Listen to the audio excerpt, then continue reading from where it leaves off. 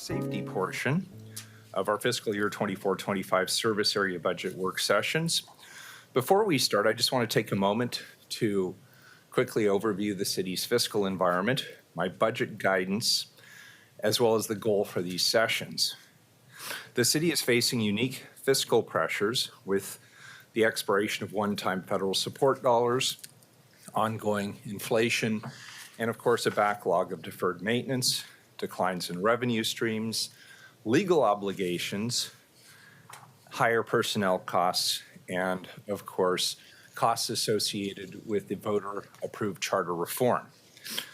Because this budget will span both forms of government, this budget must meet the most critical needs of Portlanders while balancing significant fiscal constraints, and we have to carry out the transition to the new form of government as approved by voters. As such, my budget guidance directed all general fund programs, with the exception of Portland Fire and Rescue, the Portland Police Bureau, and the Bureau of Emergency Communications, to budget within a 5% reduction in current appropriation levels. In other words, the bureaus you're going to hear from today have not been directed to take constraint cuts of any kind in order to preserve our public safety function. Similarly, I requested that internal service funds follow the same guidance, reducing their rates by 5% below what they would have charged with inflation. As a result, this year's budget work sessions focus on the most substantial financial issues, options, trade-offs, and decisions that council will need to make within each of the service areas to meet the constraint at hand. There are 4 more work sessions by service areas that are scheduled. February 8th will focus on public works. February 13th will focus on community and economic development. February 15th will be a shared work session by the budget and finance, as well as the city operations service areas. And finally, on February 22nd, we'll focus on the city administrator's budget as well as the auditor's budget. We're finalizing dates for 3 budget listening sessions for community input, and we'll share those dates as soon as we have them locked down. All work sessions and budget listening sessions are viewable on the City of Portland YouTube page. Today's service area is a bit unique because both I and my colleague, Commissioner Gonzalez, manage safety bureaus.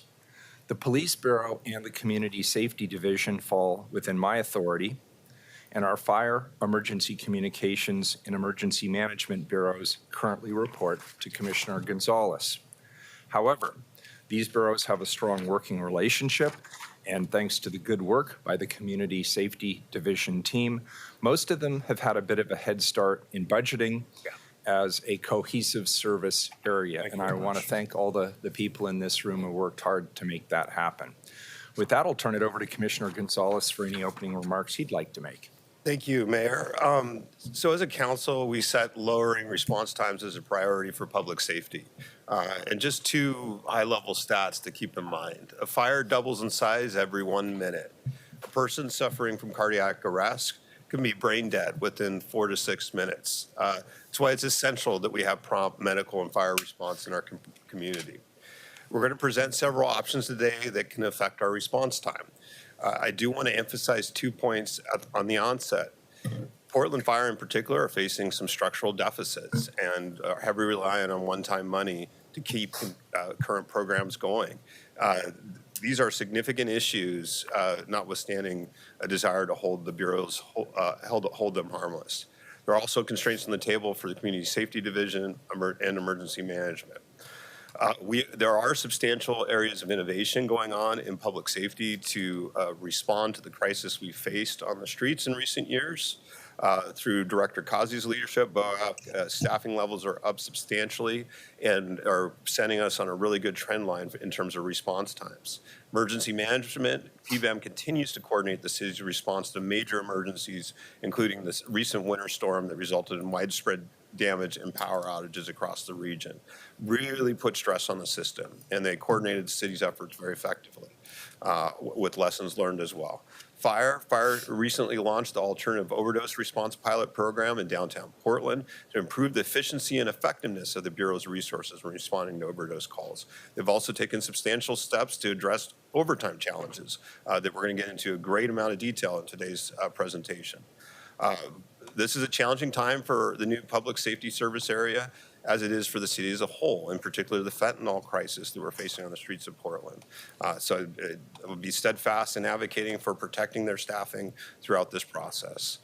With that, let's dig right in. I'll turn it over to Director Myers. Morning, Mayor. Morning. My mic's on? Yeah, there it is.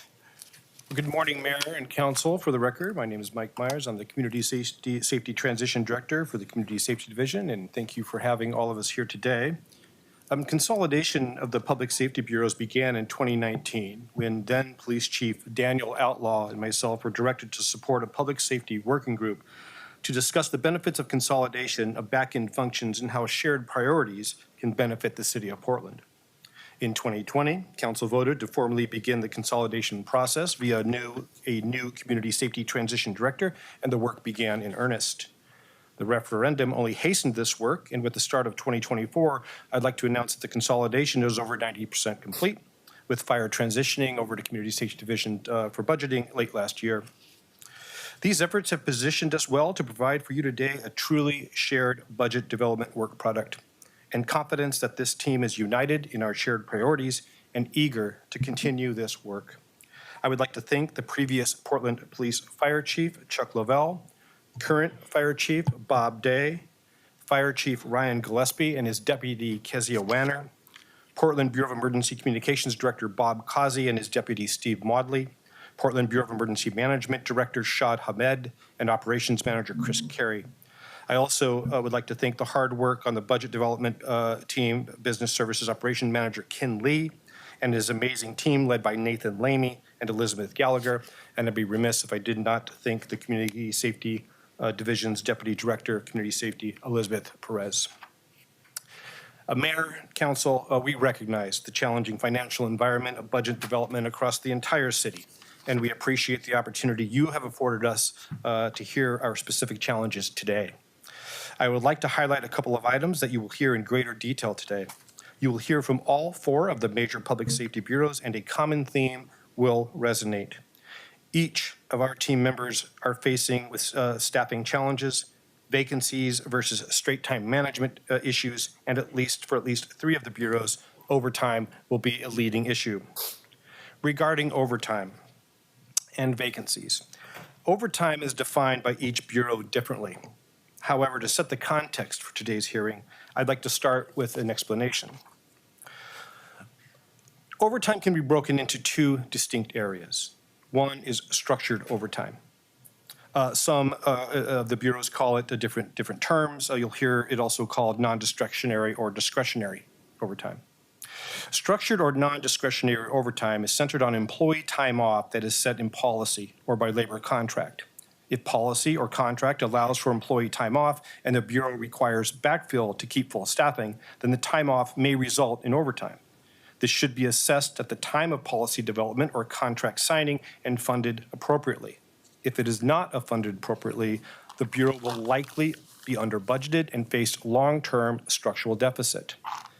Managerial overtime is both an art and a science. The bureau assesses its total staffing needs and balances the need for straight time versus overtime based on cost effectiveness and available staffing. The bureau also predicts the number of vacation use and sick leave use, which has changed over the past and is still predictable today. The art of overtime is in creating an environment in which the workforce wants to come to work, morale is high, and sick leave is often used less. Next slide. So for the agenda today, you see it in front of you, Council. We've already had some introductions and heard from the Mayor with opening remarks and Commissioner Gonzalez. You'll get Bureau introductions from the Bureau directors themselves. We will talk about the constraints or other reductions in the revenue. You'll hear from these service area bureaus, including Community Safety Division, and then some key financial issues. We'll discuss that. And finally, I'll provide you with a summary and conclusion. Next slide. I'd like to now turn it over to the Portland Bureau of Emergency Management Director, Shad Hamed. All right, and good morning, and apologies for confusion. I'm Deputy Director, Interim Deputy Director Chris Carey, supporting Director Ahmed with this slide, and I'm very happy to talk to Mr. Mayor, Commissioners this morning about everything that PBEM does to make our community safer every day. So as you can see on this slide, we have 4 basic functions, and I'll walk everyone through them. So starting with operations, first and foremost, we are the citywide emergency response coordination effort. So whenever we need our, just our excellent forestry team to interoperate with our Portland Bureau of Transportation and making sure that we're supporting the Fire Bureau, this is where these kind of efforts happen. And the physical manifestation of that is our Emergency Operations Center located right next to our office over on the west side.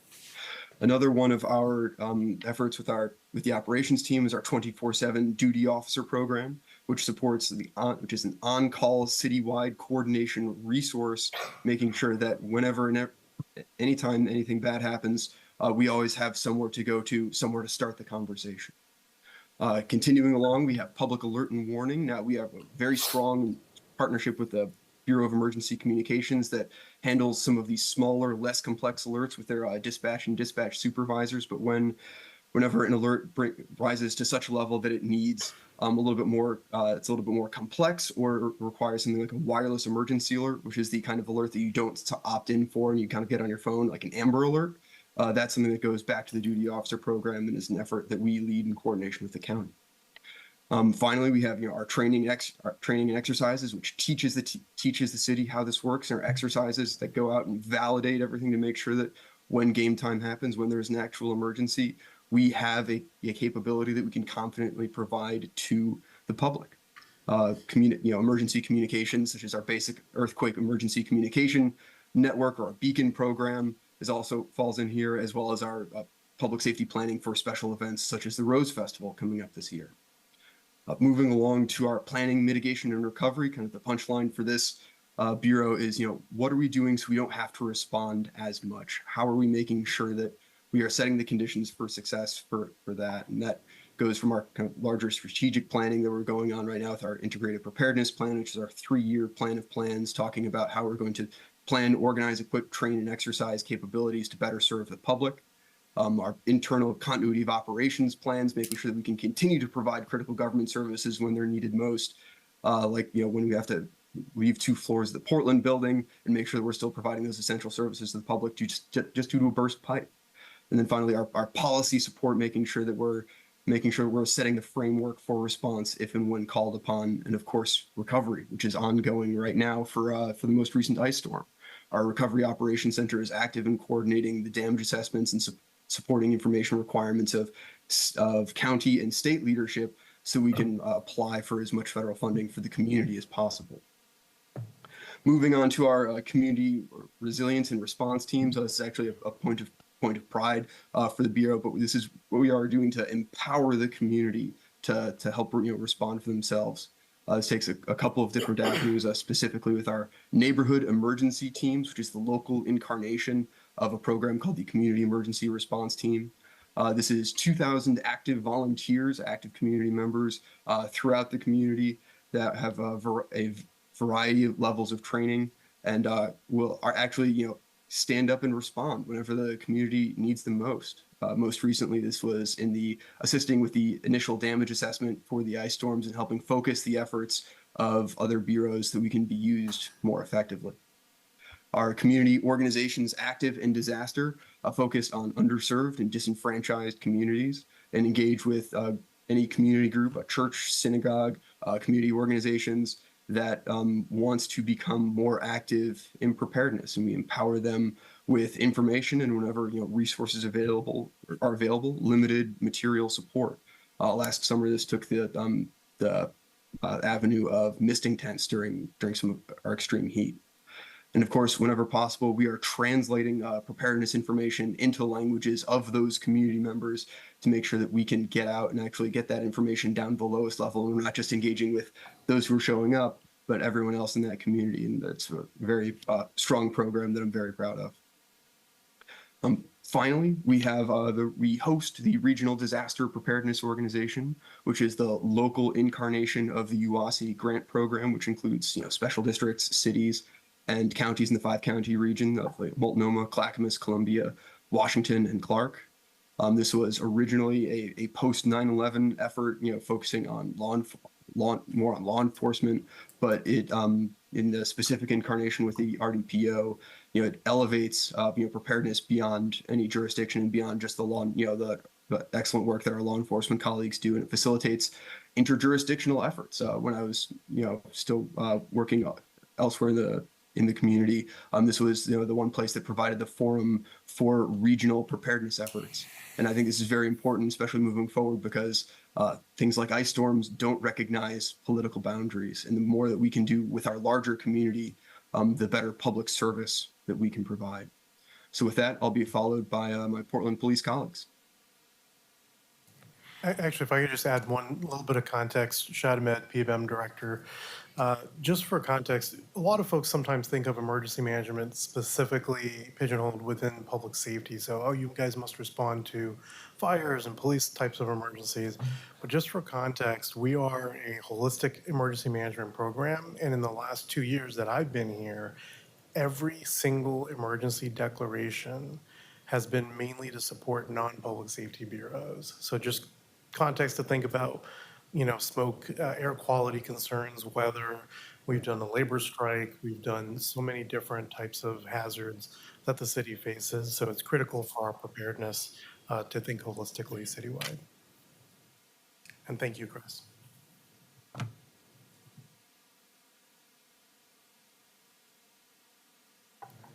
tap out, Sean. Good morning. Good morning. Thank you, Mayor. Thank you, Commissioners. I just want to express my appreciation, Mayor, for your continued confidence in me and for Commissioners for your support. I have appreciated that very much over the last several months. So in regards to the 4 largest programs for the Police Bureau, just a quick overview. As many of us are aware, I mean, precinct patrol, this is really the face of the Portland Police Bureau. This is what we think of when we see the police cars on the street out there taking calls for service. Last year, about 215,000 of those. So these are the men and women that really represent us on the front line and have probably the greatest interaction, interpersonal connection on a daily basis. And it is through that that we also have the various units, some of which I highlighted there, you know, with our bike squad.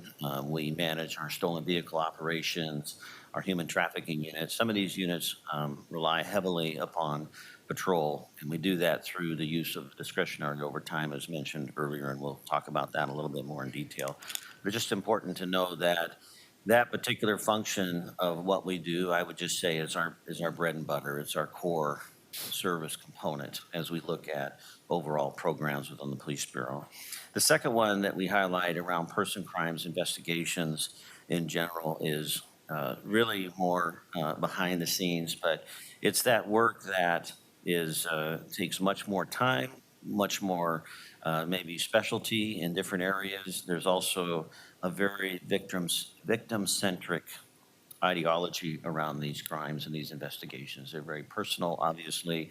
We're talking, you know, whether it be homicide, sex assault, violent assault, et cetera. So these are obviously just require a greater deal of time for them to be able to make the connections with the victims and work with the services and the wraparound programs, et cetera. So that's why we separate them out. In a perfect world, you know, policing initially started with the idea that if you were impacted by crime, you called for police and the police came and the police officer that showed up would handle that from start to finish. And in several agencies, particularly smaller agencies where the call load is less, they in fact do that.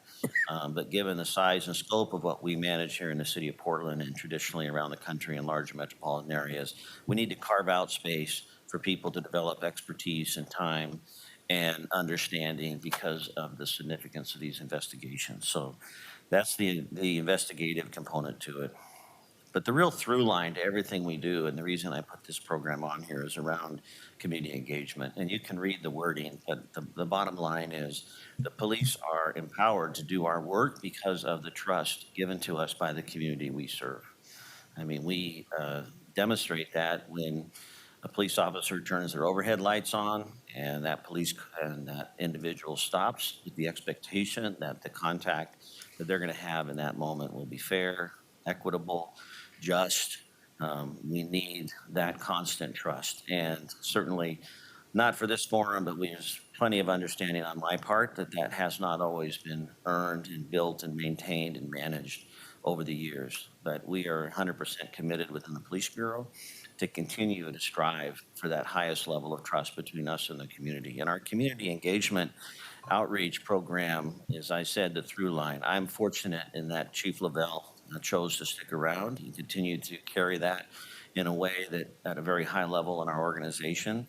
But we are expanding that throughout the Police Bureau. It's not just going to be siloed in, you know, individual responsibilities. I see this really from my position all the way down to the new officers we're going to hire next week to continue to look for ways, as outlined in this, for, you know, being able to build those relationships and strengthen them. And we experienced this just in the last 24 hours with a tragic homicide over the weekend that garnered a significant amount of community interest. Both on Saturday, Chief Lavelle and I, as well as yesterday, reaching out to our community partners, expressing our regrets, as well as providing information to try and provide context the best we could. So really a critical role to what we do around customer service, community satisfaction, et cetera.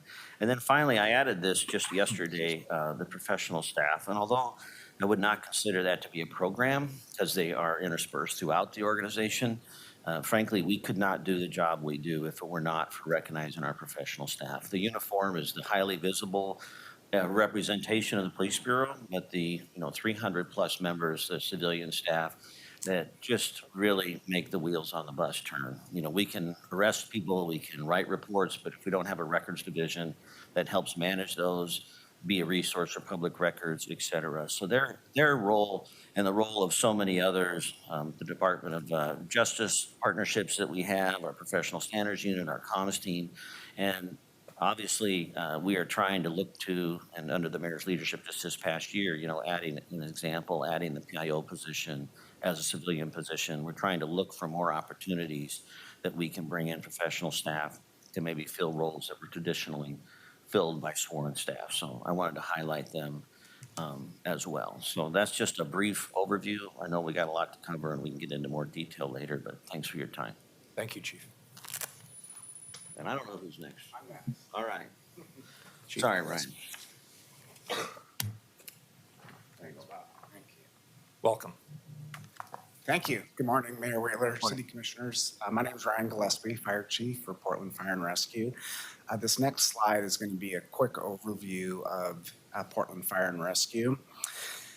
Just a high-level overview of that. This slide shows our three largest divisions. I do want to mention that we restructured in the fall of '23 when we transitioned some of our staff, budget and finance specifically, over to Community Safety Division and the business operations. What was our management services division was restructured under our deputy director, Kezia Warner, and that now includes our professional standards office, our equity manager, strategic projects, and logistics. Logistics is a huge part of our operation and what we do. They support us not only facilities, but our apparatus really on a 24/7 on-call basis. So as we respond to the emergencies, our logistics section ensures that we're able to adequately have the facilities and equipment to do so. So just quickly covering the three areas that you see on your slide there. Our Emergency Operations Division, primary mission to protect life, property, and the environment. This is what most people think of when they think of the fire department. This is our network of 171 firefighters on duty, 24 hours a day, 7 days a week, 365 days a year. Response time is a critical metric for emergency operations.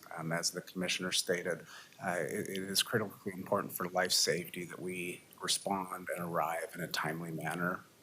This division, as an all hazards response bureau, this division also includes specialty units, including hazmat, water rescue, wildland fire, marine operations, to name a few. And as we get into the presentation and we talk about overtime and the costs associated with that, 90% of our overtime occurs as replacement costs within our emergency operations division, and that is to maintain that 171 people on duty a day.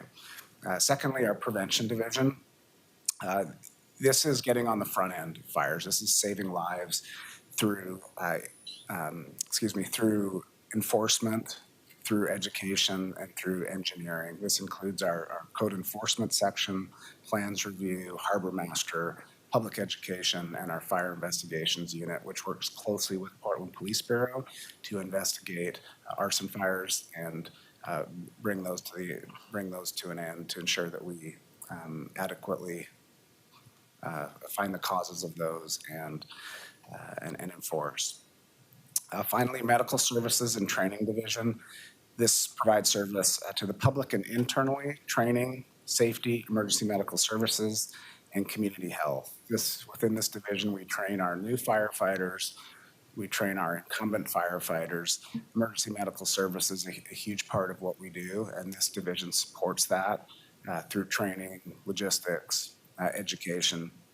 And then finally, our community health programs, which address low acuity medical needs and mental and behavioral health emergencies. These are now within our medical services and training division. This was moved, Portland Street Response and Chat were moved to our medical services and training division in July of '23. And this was to further integrate those programs into Portland Fire and Rescue and to ensure they got the support both through training and personnel that they needed. And then just finally, with our business operations now in the Community Safety Division, I just want to thank you for the work that they've done to really dig into our budget and quite honestly, do the forensic work to find some of these structural deficits that we're going to be talking about today. As we go through the presentation today, as we are a team in this, it will be a joint presentation, so you will, when we're talking about the Fire Bureau budget and some of the challenges, you will also hear from Community Safety Division, Elizabeth Gallagher, Nathan Lamy, to explain some of the nuances of that. So with that, I will pass it over to Director Bob Causey and BOEC. Thank you. Welcome, Director Causey.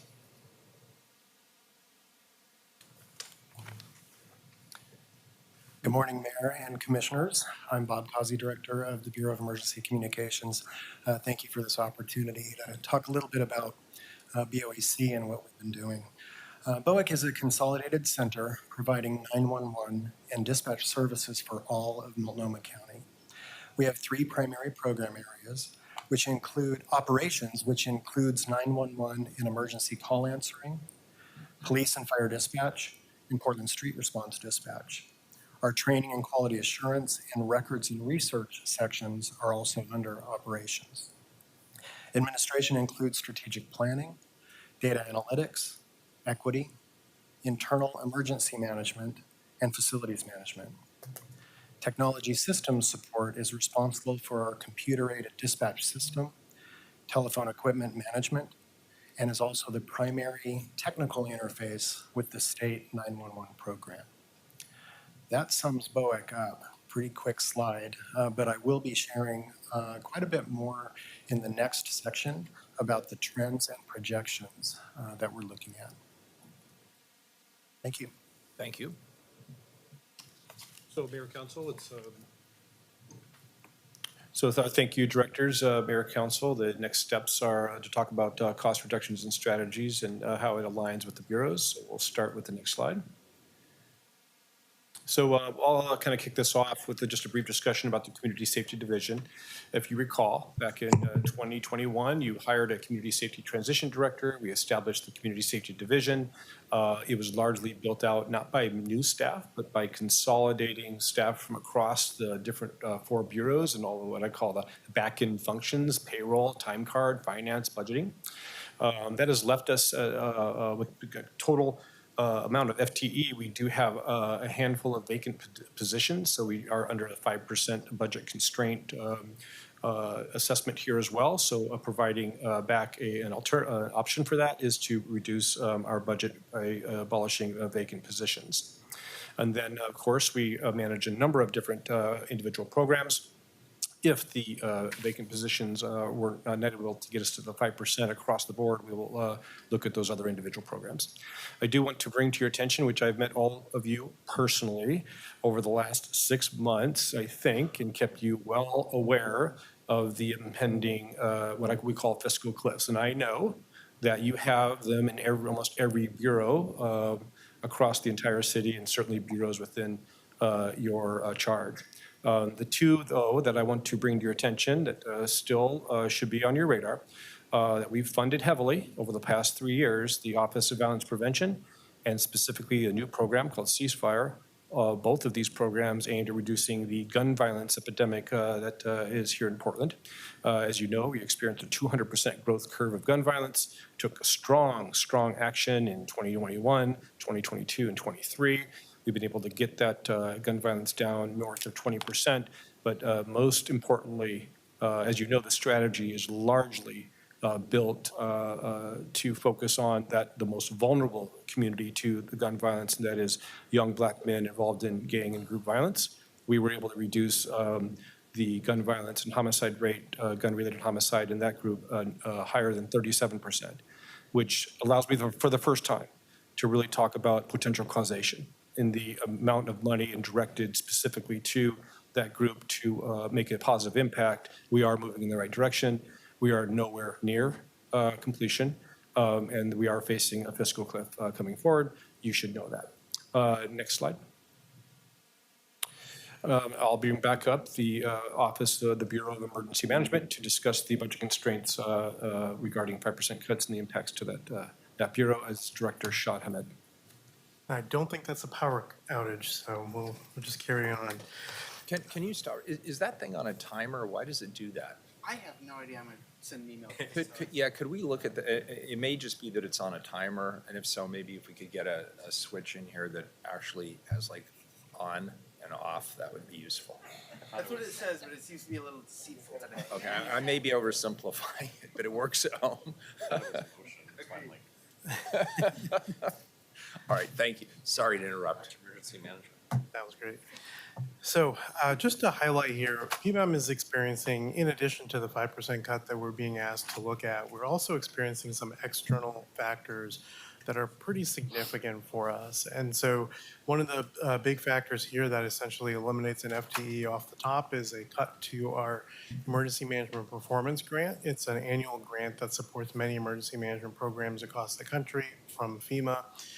It is passed through the state. The state this year has reconfigured their formula for what they're distributing to local jurisdictions and what they're withholding for the state. So we're seeing a pretty significant cut there. We're also seeing an increase, an unprecedented increase in our rent, facilities, and security charges, internal materials and services that we're being charged. Our rent goes from $508,000 to over $700,000. That's another 1.5 FTEs off the top. So another pretty significant cut for us. Also, we had some new hires as well as reclassifications that were classified over the budgeted salaries, and so we are now reallocating or reconfiguring how we do our own budgeting and projecting higher than the midpoint in the salary. But that was another allocation concern we had. So at full staffing, that means we're already over budget to begin with before any of these cuts take place. We also, like many other bureaus, are facing external increases within contracts that support us. This is important to note because already our mission and scope has expanded so much. We're seeing an increase in frequency of emergencies pretty regularly now. And so personnel that normally would do what we call blue sky day activities aren't really getting that opportunity. And so that means we're relying more and more on contract support to fill in those gaps. So already, due to the lack of personnel, we're relying on contracts that are now going to be increasing as well. We also have some limited term funding, like many other bureaus facing that cliff. We have some personnel that are assigned to critical programming, such as emergency shelter work and other emergency operations functions. Those positions are slated to end in the next fiscal year as well. So on the next slide, we have what we're proposing here today is in alignment with the budget memo guidance that we received from the mayor's office. So that first priority for us is to target and eliminate the vacant positions, the vacancies we have within the bureau.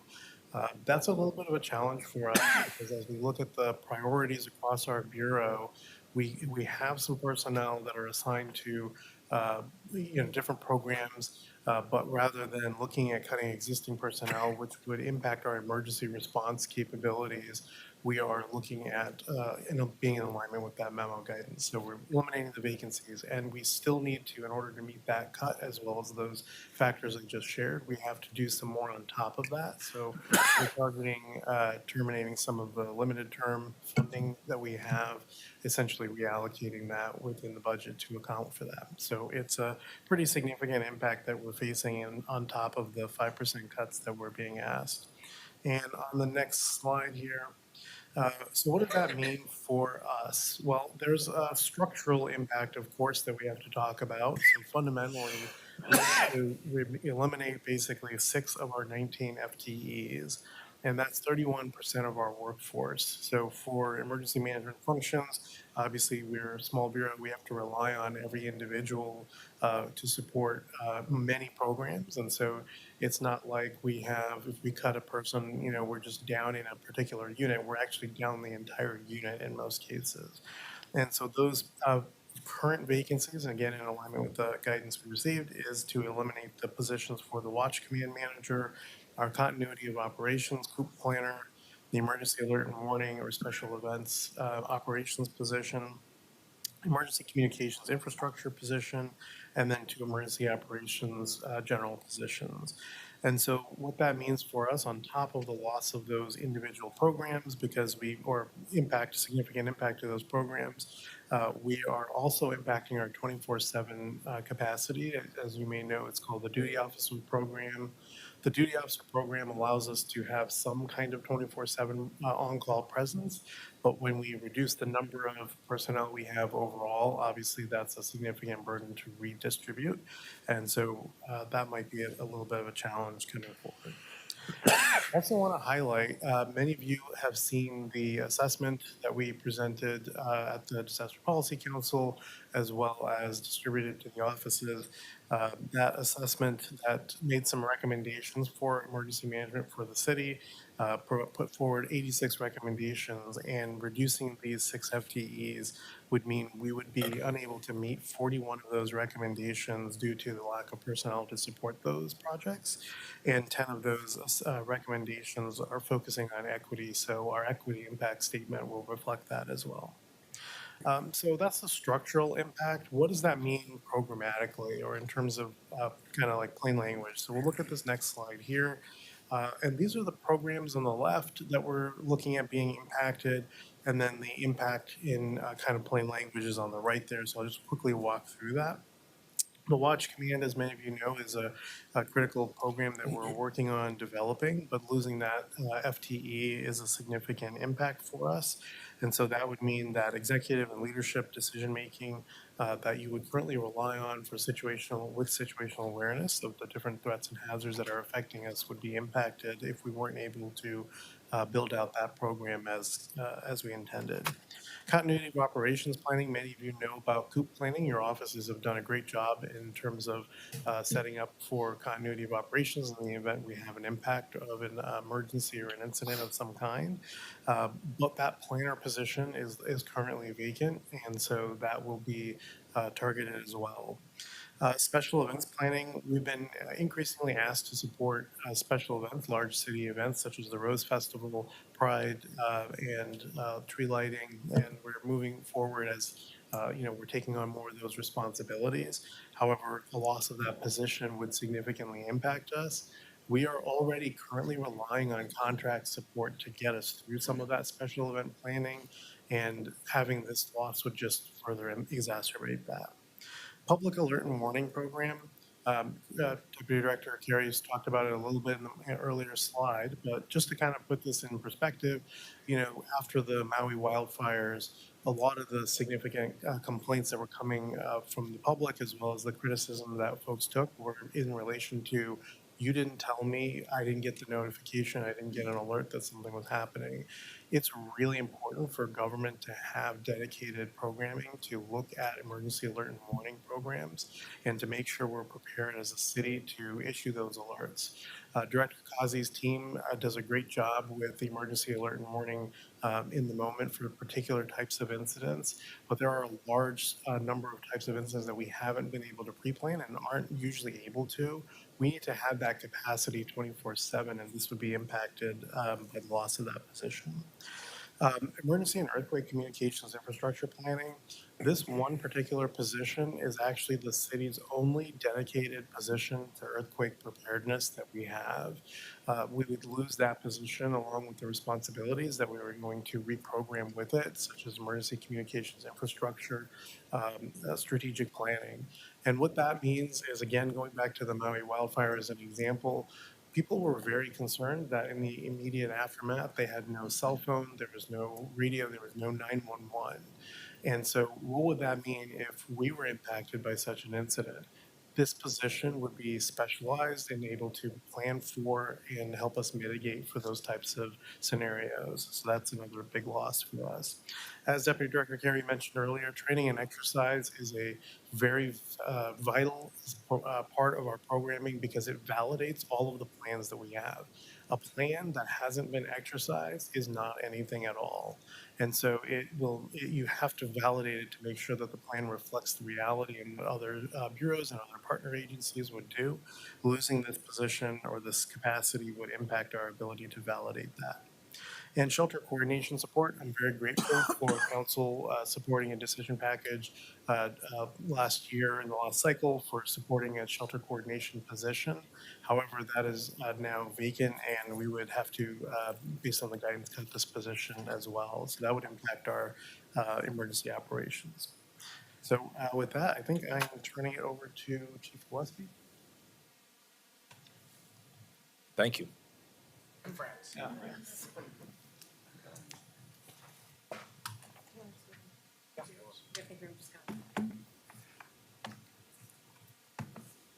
I'm Nathan Leamy, the Budget Strategy and Performance Manager for the Public Safety Service Area.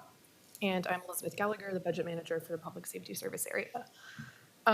As the Mayor had mentioned earlier, the Fire Bureau and the Police Bureau and BOIC were not held to a 5% constraint. However, we are about to walk through a few slides that talk to some of the structural deficits that the Fire Bureau is facing this year and how certain items were included in the budget this year in ways that they were not previously that have allowed us to kind of recognize that on paper now, where it hasn't been recognized at this point in the budgeting process in years prior. So three of the biggest issues that are going to be contributing to this are overtime expenses related to the FY 19 through 23 PFFA contract and the way in which that changed the firefighter operational schedule. The way in which OPSERP calculations and FPD&R revenue are incorporated into the budget, and then also manually budgeted personnel expenses that will fluctuate year over year, but in this coming year have a greater impact than they do in others, which we'll get to in the next slide. Now, if you're looking at this graph on the screen and recognizing that these pieces add up to more than $11 million, which is the relative gap that we're talking about for the current year, that is correct. These factors are not a one-to-one relationship with the gap, but again, they're just included in the budget in ways that they've not previously, and they do net against other areas in the budget where costs are not as proportionally high as they have been in prior years. So one of the first components that we'd like to speak to is the PFFA contract changes that dropped the work week from a 51.5-hour work week down to 50.4. This took place in July of 22. And I believe that many of y'all have been briefed already on Kelly days and the impact of Kelly days on the budget within the Fire Bureau. This is that issue. It's not called out specifically as Kelly days right here, but it's more related to the reduction in the work week hours that firefighters are working per those contract negotiations. What we were able to see in data this year is that when that went into effect, there was an immediate impact of 5,000 additional hours per month that is required to be covered through backfill overtime leave. In the current year, this requires about $4.1 million for those 60,000 hours of operational leave. Again, this is the $4 million gap that y'all have mostly been briefed on at this point. And in the contract negotiations back in 2019, this was not included in the Bureau's Cal target increases related to those contract negotiations. So this leads into a change in overtime that the Bureau has received. So in this graph, you'll see in the light green per pay period, how many hours of overtime Fire and Rescue has had, with the dark green line showing the 12-month moving average. What you can see is that there's a solid baseline in the 2016 to 2020 period, which started going up in 2020 and now stands at about 60% over that baseline average. The number of overtime hours has increased significantly. In addition to the hours increasing, the cost of those hours has increased as salaries have gone up. In addition to that issue, the Fire Bureau has been underestimating overtime expenses in the past couple of years, optimistic that they may level off or drop. This year, we had a more realistic assumption, seeing that we've had this sort of line flatten out about what overtime will be in the future. So one of the large contributors to the gap that we're seeing within Fire and Rescue's budget is this change in overtime and the change in how we're budgeting around overtime. All right, this next slide is a little bit more in the weeds than we would typically ever get in a budget presentation. So there's a lot to kind of digest here, but it's an important relationship to understand. So both within the Fire Bureau and the Police Bureau, there's a relationship between the Bureau of Fire, Police, Disability, and Retirement, FPD&R, and then the way in which both fire and police budget for OPSERP, or Oregon Public Service Retirement Plan retirement costs. So the way in which this relationship works is FPDNR provides the bureaus a revenue amount that is based on the OPSRP contributions that are expected to be made in the coming year. These OPSRP contributions are made against straight time hours. However, they are also made against dollars that are attributed to premium pay as well as overtime costs. In prior years, the budget development process would, it automatically accounts for the straight time hours. However, there's a manual calculation and inclusion that needs to be done to account for the overtime and premium pay components of this. In years past, this has not been included in the budgets on the expense side of the equation. So FPDNR has been providing the appropriate revenue for these components. The bureaus have not been budgeting that added piece represented by that kind of dotted yellow component of the graph. We've not been budgeting the expense for that in years past. In the current fiscal year, this was recognized because this is an issue that has become exacerbated in recent years, both because of the overtime use in these bureaus, as well as the number of OPSRP retirement employees that exist there. After 2006, everybody who's been hired on by those bureaus is now covered by OPSRP as opposed to the city's held FPDNR plan. So both, again, the increase of employees who are on that OPSRP plan, as well as the use of overtime hours and bargain premium pays, have just grown that amount of yellow block. Other staffing issues and budget constraints in these bureaus have brought this to the surface now more so than it ever has been included previously. In the current year, both bureaus are receiving one-time dollars to help address this, and now that we know about it, we're including it in the budget where we have not previously. And so again, it's exacerbating that gap and creating that on-paper deficit that we're seeing now, whereas we've not previously seen it before. So the third component we wanted to highlight was around other manually budgeted personnel expenses, primarily payouts. As you know, there are 27 pay period pension benefit eligibility windows, which increase the likelihood that folks will retire. We have one of those windows coming up next fiscal year. Those payouts, when folks retire, they get paid out oftentimes for sick, vacation, other leaves they may have in their banks, both in police and fire. Those leaves are not budgeted as part of the CAL target, they're generally able to be absorbed as a part of vacancy. In this slide, you can see in the graph, the yellow line that's thin at the top there, authorized regular positions for Fire Bureau, and down below, the filled positions and the filled positions in training status. What's clear here is the Fire Bureau for the past few years has been at or above its authorized positions, basically at all times. So there's no vacancy savings for the Bureau to be able to absorb those payouts when the time comes. So, one thing I'd like to interject there real quick, though, as far as the vacancies go, we've noted that some of these issues are true for both police and fire. The Police Bureau has a significant amount of vacancies and vacant position costs that are able to be applied towards these known issues in the current year. And so that's where fire is taking a lot of the heat, no pun intended, for these issues. But again, we're just kind of simmering under the surface with the same deals on police as well. So before we got into the Fire Bureau's budget itself and what's going to be in the requested budget, we wanted to make sure that Council understood sort of what some of these components are that are adding pressure to the budget itself. In the Mayor's guidance, the Fire Bureau received direction that though they didn't have a constraint, they should go through a process to identify options for Bureau staffing levels that would look at 3 different levels of funding that they may receive in the coming year. One or more options that would look at delivering services with the current ongoing personnel budget, the CAL target that they've received for this year. A second intermediate option, which would account for the fact that the Bureau may be made whole for some of the contract expenses we highlighted at the top that talked about the change in work week and increase in overtime that's followed from there.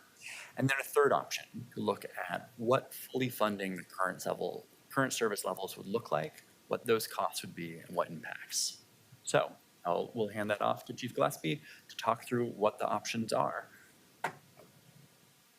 Thank you, Nathan and Elizabeth. So in January, we met with the CBO, Community Safety Division, Business Operations, PF&R Leadership, Office of Equity, and we utilized the CBO's decision framework to connect our decisions to council priorities and the budget guidance received from the mayor. the council priority that is really critical to our operations is emergency response times. And I recognize and appreciate that council has improving emergency response times in public safety as a number one priority, one of the number one priorities as we move forward as a city. With that, because of the $11 million budget deficit, there's some really challenging decisions that needed to be made. I was very thankful to have that group there together when we worked through this matrix so that we can look at different considerations and how we could address this. So I'm actually going to start with option 3. Option 3 is really the best case scenario. That would be if we received funding to fill that $11 million gap. If we received that, we would not have to make any cuts to our emergency operations. So again, that's the 171 firefighters on duty a day. And Portland Street Response would be able to be funded to perform at their current service levels. Option 2, so I'm working my way up the slide here. This was if we were allocated the $4 million that would cover the 2019 through 2023 PFFA contract expenses. With that, we still have a $7.3 million gap. $3.1 million would be a cut to ongoing funding for Portland Street Response, and an additional $3 million would cut funding for 2 rescues, which equals essentially 12 people, 4 per shift. Can you be a little more specific about what a rescue is, please? Certainly, a rescue is a 2-person apparatus that is a part of our emergency response network. So we currently operate 3 rescues within our network. So as a whole, for 22-23, the rescues took approximately 10,000 runs, about half of which were medical calls. They have fully trained firefighters. They will respond to critical medical calls when the first in 4-person crew isn't available, and then they will be backed up by that 4-person crew. They respond to fires. They were originally created as an alternative responder to low acuity medical calls. As calls have changed over time and the demand on the fire service has changed, we utilize these rescues, again, as an integral part to our response network. And then option number 1, so that one at the top, this is to fill the full approximately $11 million gap. 3.1 million would be a cut from ongoing funding for Portland Street Response. 4.6 million would cut funding for 3 rescues. So that would be all 3 of the current rescues that we currently operate. That's 6 firefighters per shift, a total of 18. And then finally a $3 million additional cut, which would cut 1 fire station from our response network. None of these are great options. And again, it's keeping the priorities of emergency response times kind of at the center of the decision making. I will say, unfortunately, these are the options that as a group we landed on to be able to meet the mayor's guidance with this for this work session and to work through the budget and to get to a place where we can balance the budget.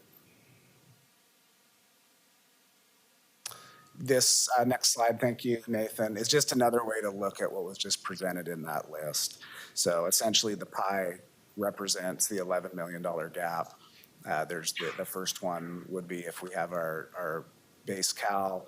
Option 2, again, if we had the $4 million allocated from the 1923 PFFA contract. And then best case scenario, option 3, where we could maintain our current service levels, would be $11 million to fill that gap.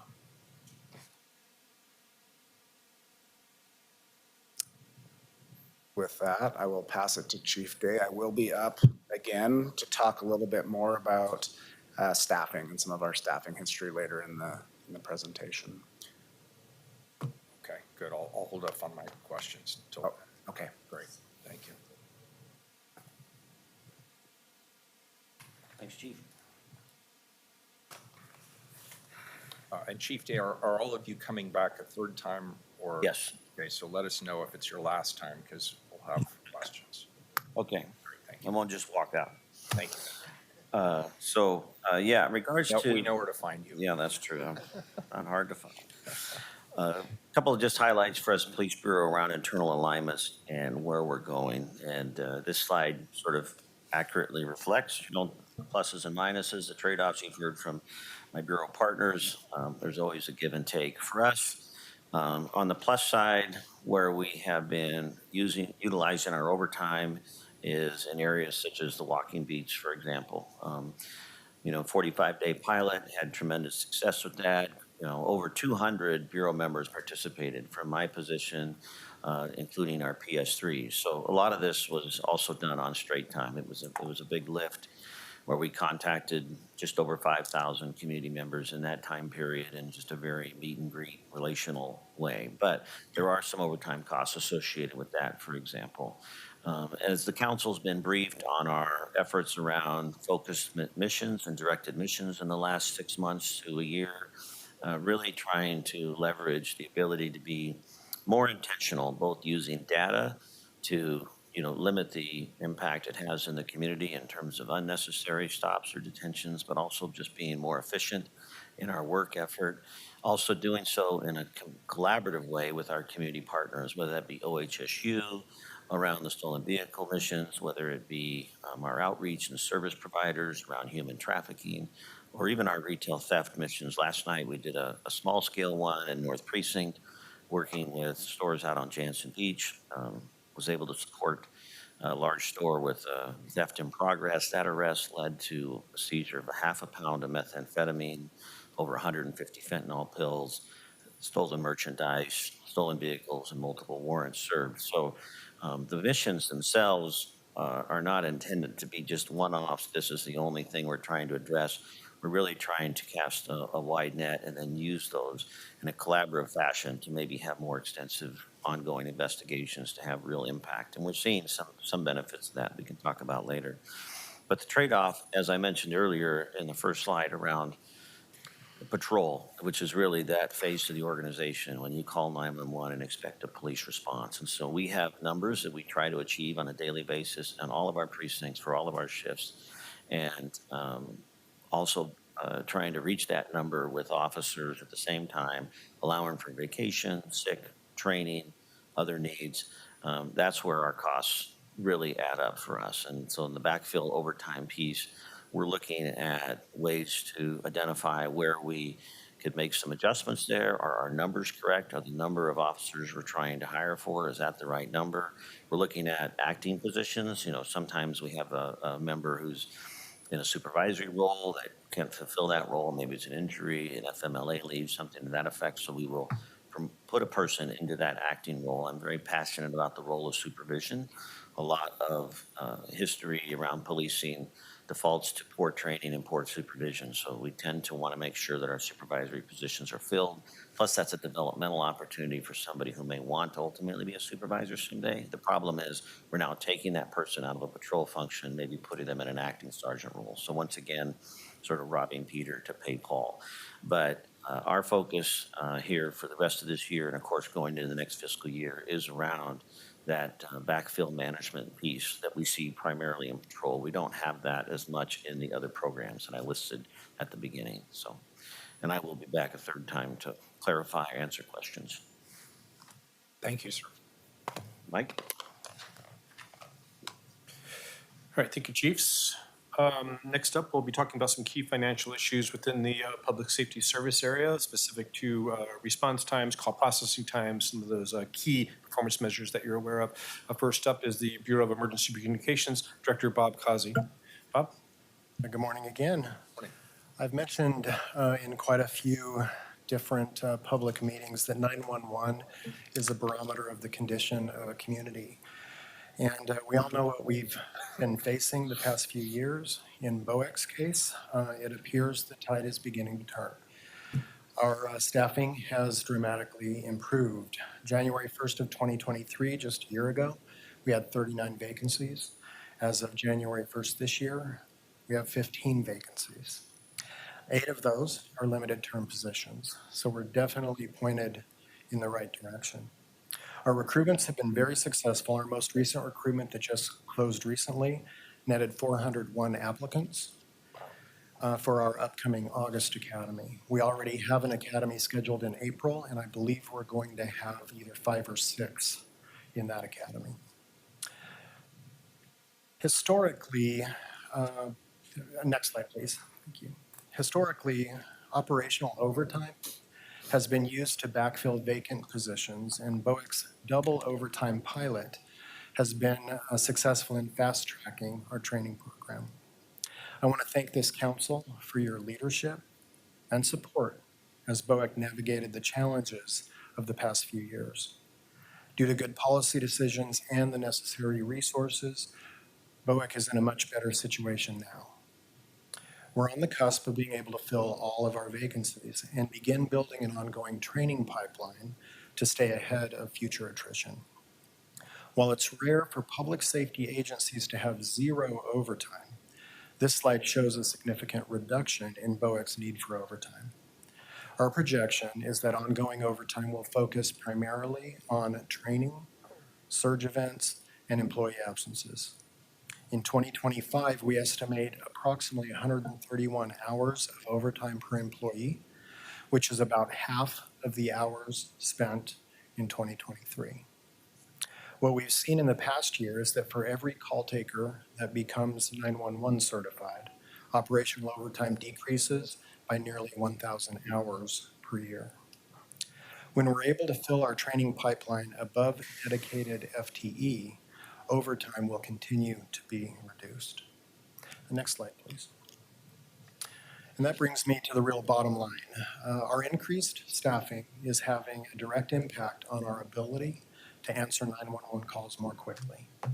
We've been able to reduce non-emergency call volume by as much as 30% on any given week through the use of our non-emergency computer phone tree known as case service. In addition, with our partners at PBEM, we are exploring how Watch Command might help stabilize call surges. We've also fast-tracked training, and we anticipate filling all vacancies this calendar year. By building the training pipeline, we'll finally be able to meet the call answering times that our community deserves. We were there once. I'm a realist, but in this case, I'm optimistic. I'm optimistic about BOEC, I'm optimistic about Portland, and I'm optimistic about Multnomah County. And as the conditions in our community improve, we'll see real improvement across the public safety continuum. And this is the last time I'm up here, so are there any questions? Very good. Colleagues? I just want to say thanks. This has been a long road, and it's been a tough road. And as I seek to draft the proposed budget, one which I expect will land with a thud in most quarters, I'll be mindful of the fact that we invested heavily in order to see this turnaround take hold. And I just want to acknowledge commissioners present and past who dug deep in order to make that happen. And I want to thank you, Bob, for your leadership. You've been a real stalwart throughout, and it looks like, as you promised, the results have improved. And I want to thank you for that. Thank you. Oh, Commissioner, I'll go. Commissioner Maps, go ahead. Thank you, Mr. Mayor. And I'll just basically echo the themes that the mayor emphasized. This chart really underscores the great work that's been done over at BOEC. I had the great privilege to work with that team for a little bit, and I'm delighted to see that the progress has continued to the present day. If I were to turn to my colleagues, I might put forward this hypothesis: the positive trends that we see at BOEC might offer us a lesson for other bureaus. In particular, there's a lot, for example, happening in the fire budget. I think some of that might have to do with staffing and the reliance on overtime, which was a dynamic that we used to see over at BOEC, and they seem to have gotten that under control. I also recognize there's some unique dynamics in fire too. But as long as I have the floor, I just do want to once again recognize the director and thank everyone on his team for doing such great work as being our first responders. Thank you, Mr. Mayor, and thanks, Bob. Thank you, Commissioner Ryan. Sure. Hello, I just have a couple questions. Is it senior? Could you go back to the last slide? Okay, certified senior dispatcher, is that what that means? Yeah, senior Can you dispatchers define are, senior for they're, me? yeah, they're certified in all of the disciplines. They start out as call takers, then they go through police dispatch training. And when they wrap up fire dispatch training and Portland Street Response dispatch, then they're senior dispatchers. And how long does that take? About a year and a half, give or take. And then also for the public, it sticks out that you're the entire county, correct? Yes. Okay. And the revenue model for that, so how many funds do we receive from other jurisdictions? Yeah, it's, Percentage of our. we receive 911 tax revenue. Everyone has a cell phone these days, and $1.25 of that goes to the state 911 tax fund. We get, believe it's around 8 million off the top of my head from that tax fund, and then, So it goes to the state and then they disperse it? and they distribute it to us, yes. And everything that's left over then is split up based on population. So about Okay. 80% is City of Portland, and the other 20% is City of Gresham, Troutdale, Fairview, Wood Village, Maywood Park, and Multnomah County. Okay, so looking at population levels, that's something to track. And we put that into the forecast? We did, I think we had a little bit of a decline, right, in Multnomah County population? Populations adjust, and we always look at the PSU numbers as we set our budget for the upcoming year. I did a facial expression because PSU numbers and what we are reading from census sometimes aren't the same thing. Right. Yeah, But we rely on the PSU ones, we rely on the PSU numbers, as does the state of Oregon. as does the state of Oregon. Fascinating. Okay, thanks. Thank you. Commissioner Rubio. I just wanted to join my colleagues in appreciating your accomplishments, and just to say, Director, thank you for this painstaking work. It's been a long road, and I remember 2 or 3 years ago when you first brought it to our attention about the critical needs that we're facing and the significant gap in dispatchers. One of the things you highlighted too was specifically the impact on non-English speaking populations too in receiving service. I'm just curious about how it's going, and how does this progress that you've made, which is great and very impressive, how has that enhanced, changed, or is it the same? You shed a little light. Yeah, I'm glad you asked that. We use a service called Language Link for anyone who calls 911 or a non-emergency number and they need an interpreter. We also have a handful of dispatchers now through the language policy with the City of Portland who are qualified to process calls in their language. And in some, we have Russian, we certainly have Spanish, I believe we have Mandarin as well. And those employees are able to use that language when it's appropriate.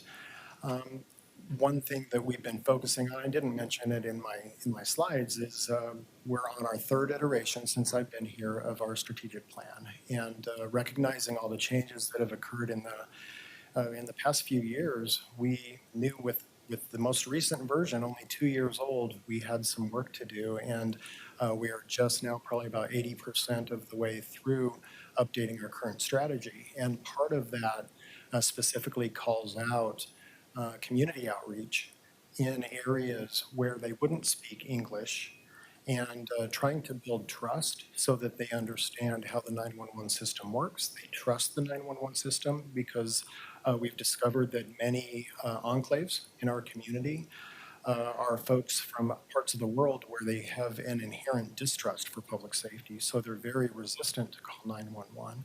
So we're trying to work within our strategy and through our equity manager, her name's Nikita Thomas, the work of reaching out to those communities in particular. And so you have staff that speak other languages on staff for the outreach and dispatch, or what does that look like in terms of your staff composition? Yeah, it's a pretty small percentage. We have, I'm thinking, probably less than 5 folks right now who are certified through the city's program to be able to speak those other languages. And It's by chance because as 911 calls come in, they don't get to pick and choose. We don't know what language it's coming in on. But if by chance they are perhaps a Russian speaker who's calling 911 and our Russian call taker can process that call in that native language. Right, and when you are working on the community engagement side, are your staff multilingual or do you partner? Like, what is that? We do, yeah. Most recently, we partnered with the 311 program for Spanish outreach and created some commercials, when to call 911, when to call 311, and I believe 211 was also included in that outreach. And we completed those sound bites and commercials in both English and Spanish. Thank you. Yeah, thank you. Very good. Commissioner Ryan, then Commissioner Maps. Thank you. Director Causey, a couple things. When you've been here in the past, I recall a lot of dialogue about the crosswalk of 311 and the influence, and I don't know if I've heard you talk about that today. Yeah, I mentioned very briefly case service, which is the non-emergency phone tree that we've started using. Case service uses a computer voice rather than a traditional phone tree, and triages calls on non-emergency. And part of that triage, what we've discovered is, I mentioned that it's reduced our non-emergency call volume by about 30%. That means that it is offloading calls that would typically come to one of our call takers to the 311 program directly or to other bureaus, and oftentimes we'll give folks, we'll text them a direct web link so they can file a report online. So it's an interface where we're able to transfer calls directly before they even reach one of our call takers to the 311 program. And has 311 gone up in terms of the volume of calls, and has that brought your calls down? It's reduced our non-emergency call volume, and I'm only guessing that it has increased the calls to 311. And now I just learned about case service. Okay. Yeah. Also, when you've been here, I can't recall seeing data on the hold times. Did you have a slide on that? I did not have a slide. Tell me about how kind of they've limited, but I'm gone down the whole I'm time. really glad you asked that. Yeah. We since I started in just under 6 years ago, and things were looking pretty good, but our call volume was down quite a bit. Right now, when we look at over the course of the 6 years, calls to 911 increased by 42%. And last year, it was pretty rough. The year before was really rough. We were looking at 60-second easily wait times. Right now, the first couple weeks of January, not including the winter storm, because that would be an anomaly. outlier. You took that out. Certainly. But the first week of January and this past week, we're hovering right around 30-second wait time. And what's the national, when we had the experts come nationally, what did they say? We're aiming for 20 seconds. Okay, so we're getting closer. We're at 30 seconds? Yes. Thanks so much. Yeah, thank you. Commissioner Maps. Thank you. I think just to piggyback very quickly on Commissioner Ryan's question, I do think you have a slide on call response time trends in there, slide 26, which might address some of Commissioner Ryan's concerns. Before I let you go, Bob, I want to make sure I'm understanding what you're telling me about the budget. I think I've heard from fire and emergency management and some other bureaus that they have some concerns and frankly some crises baked into their budget. I didn't really hear that from you. Do you have any concerns that you want to highlight for this council about the budget that you're about to submit? The fact that we didn't have a constraint, that was very helpful. And I greatly appreciate that, so we can stay on track. I don't have any significant concerns. What I am looking at as we look at continuing to hire and being able to hire that training pipeline that I mentioned earlier is having that ability. This council approved us having a sub-fund dedicated to a training pipeline, and because of that, that's what we're going to be dipping into, and we do have the funds so that we can, in some cases, even overhire, so we're never in the hole that we've been in again. Great. Thank you very much. Thank you. Very good. Thank you.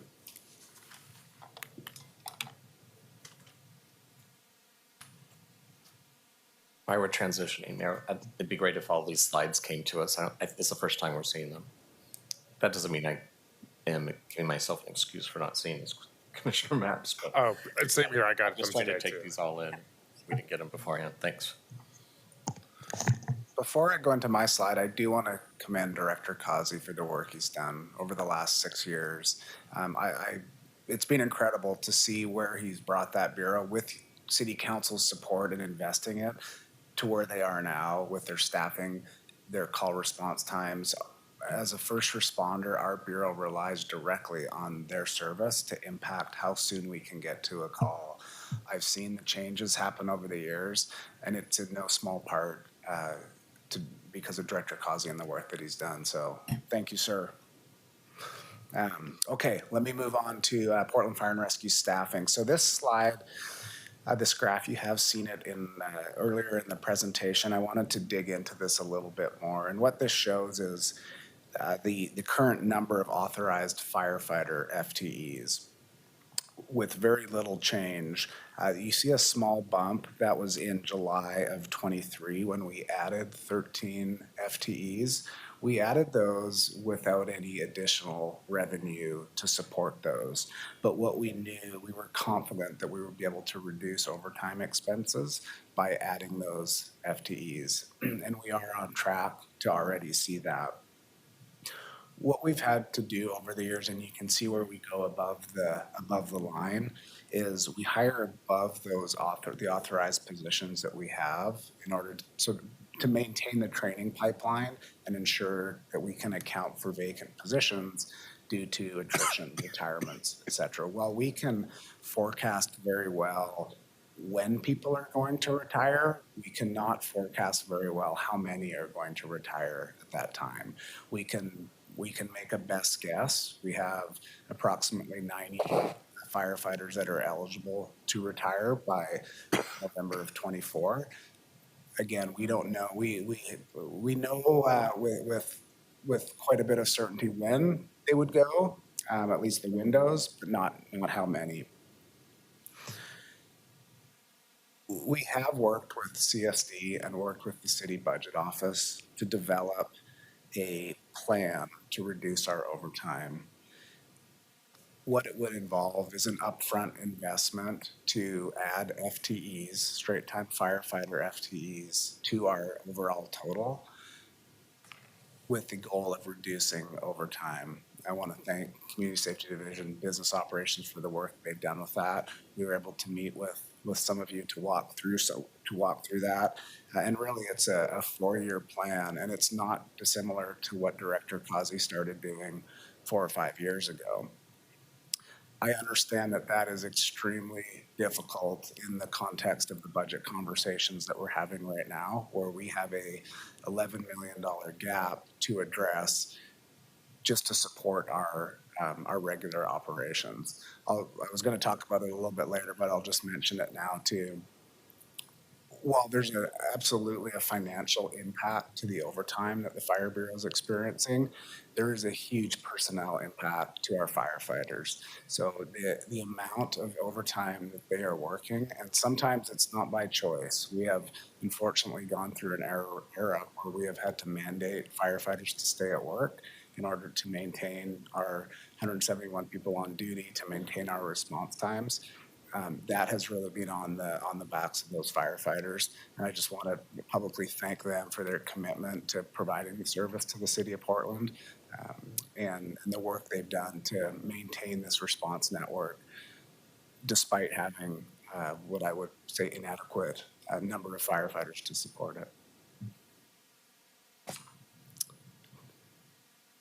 Thank you. So the next slide refers to our response times.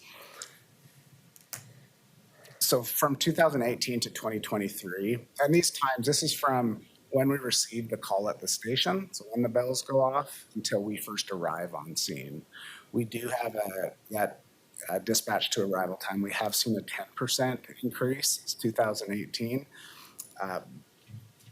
which that's not the direction we want it to go, but it has not been as stark as some of the other emergency response times that we've seen in the city. What accounts for that? There's a number of factors. traffic during the COVID era, PPE that was required to be worn by firefighters and donned before they went en route. And then more recently, although not that recent, is the lack of response by AMR ambulances in Multnomah County. So what that does is require our folks to be on scene longer, at times even transporting patients. That lengthens our response time because those apparatus, when they are with that patient who should be with a transport medic unit at the time, are not available for a call. We have to dispatch the next closer call. So a number of reasons why the response time has grown. I can say with a great deal of certainty that if we reduce our level of on-duty staffing due to budget constraints, this chart will go up. I can't tell you by how much, but as we pull units out of the response network, it will absolutely impact our response times, and that chart will climb. As the Commissioner Gonzalez mentioned before, just a couple stats, which I think you're very aware of. Fires double in size every minute. Brain damage occurs within 4 to 6 minutes without oxygen. And for someone in cardiac arrest, the odds of life saving decrease 10% for every minute that CPR is delayed. Response time is a critical metric for us. And our goal is to slow down the graph of our response time, and again, how we support our network and our response capabilities through resources will directly impact that.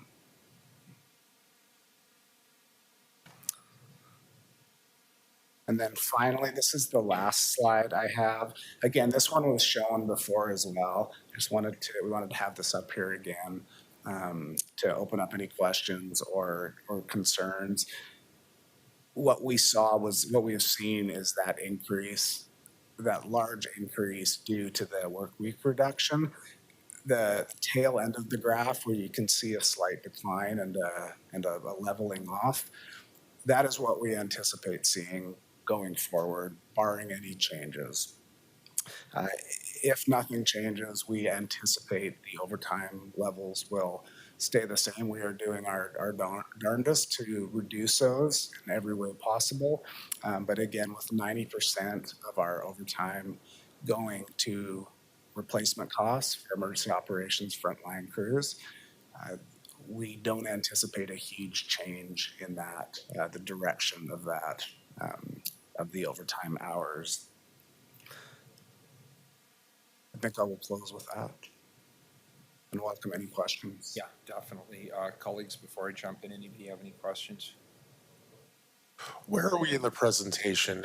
Is this the last round? Is that the budget information? PPB still has a couple slides. Oh, right, okay. And then I think Director Myers is going to close it Quick out. closing arguments. Quick closing comments by me. We should be done. I think if you'd allow, can we allow Portland Police to come up, give their presentation, get through? I'm afraid this may take long. If we don't, I want to make sure Chief Day has his opportunity. Mayor, how much time do we have? So we're coming up on a break here. So why don't we do? I don't want to lose you because I definitely have some questions that I'd like to ask. I'm not going anywhere. So why don't we take a quick break? Let's take a 5-minute break and give staff and everybody an opportunity to use the bathroom or whatever. We will reconvene at 10:30. Then Mayor, do you think police next and Yes, then that's allow fine. open Then questions? we'll get questions. Bring everybody up. Okay. That's fine. We're in recess till 10:30.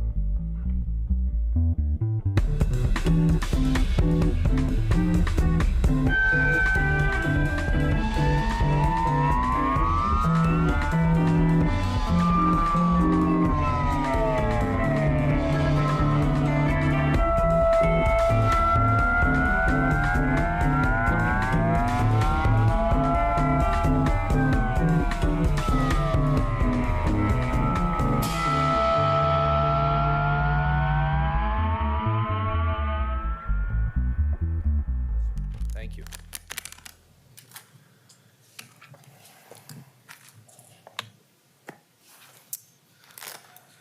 All right. Staffing for the police bureau. Not like we've never had this conversation before. Couple of things to look at when we look at this graph. I asked us to just lump all of our sworn positions into one section. We can, break that out if we need to, but just for the sake of simplicity, in terms of how we look at staffing, you see the trainees on the top part there, and then our vacancies. Just for a moment about vacancies and reaching sort of that target number of 880 plus. Right now, policing in this country across the board is struggling to meet those numbers. This is not unique to the city of Portland. I recently had dinner with the Assistant Chief of Operations of Seattle, who was asking me what we're doing to show success in our hiring and our recruitment. We know, had conversations with some people in the Metro DC area where they're down 500 officers. There's several agencies, including right here in Oregon, that are constantly in a state of hiring. So there's a significant challenge there in just the lack of interest and people coming to this profession and then staying in this profession. The other thing that's been unique over the last few years is to see people leave. I served first time around 29 years, and I'd run into people, they'd say, "What are you doing?" I go, "What do you mean, what am I doing? I'm still at the police bureau." But we have people who come in, we invest heavily in for a period of time, and over a course of a few years, may decide to do something different. And that's not a criticism, it's just a unique anomaly that we're facing that we haven't faced before, that I'm sure other organizations, cultures, businesses have. So really being able to focus not only on getting them in the door, but then creating an environment where they want to stay and be a part of the community and invest in the organization continues to be a challenge. As it stands right now, as we sit here today, we have about 94 vacancies in the city the police bureau from a sworn standpoint, and 46 vacancies in our professional staff. And we are on track this year with the hope of hiring 80, but which would be nice at the end of the year to say we only had 14 sworn vacancies. But in reality, we have well over 100 members that are eligible to retire this year and anticipate several of them, once again, much like Chief Gillespie's comments, hard to predict, although we do try to get a heads up from folks. We put out information and are continually in dialogue with our members just to help try and mitigate and understand what those impacts are. So I know that at the end of this year, frankly, I'm hoping we break even. If we are able to get those 80 in the door and we only lose 50, 75, maybe we're a little ahead of the game. But this chart that you see before you, I don't anticipate changing more significantly even in the year to come. Now, as we get farther down the road, ideally, and we are able to continue with our recruitment and our hiring, maybe we'll start to see an improvement, but that's, pretty speculative at this point. In regards to our trainees, and it's been covered here numerous times with council, we have about 100 trainees in the system right now, and that is extremely encouraging. But as known in the system, when we have to prepare and train our officers, there's a 16-week academy down in Salem, so there's 4 months of time. Then they come back to us. We have an additional academy training we provide because of the nuances and the unique working environment, City of Portland, and the level of customer service we expect our members to provide. So there's additional training there. And then they move through what we call our FTEP, our Field Trained Evaluation Program. So that requires additional costs. The reason that's significant to you and to budget is because that requires additional costs in a couple different ways. One, we have our coaches, our field training officers, who get a premium pay because of their time spent developing the new officers. Also, particularly when officers are brand new, and although they're working a two-person car, they're not truly available as a two-person car because of the inexperience and the need for the officer the rookie officer, the recruit officer, to become more familiar and confident in their role.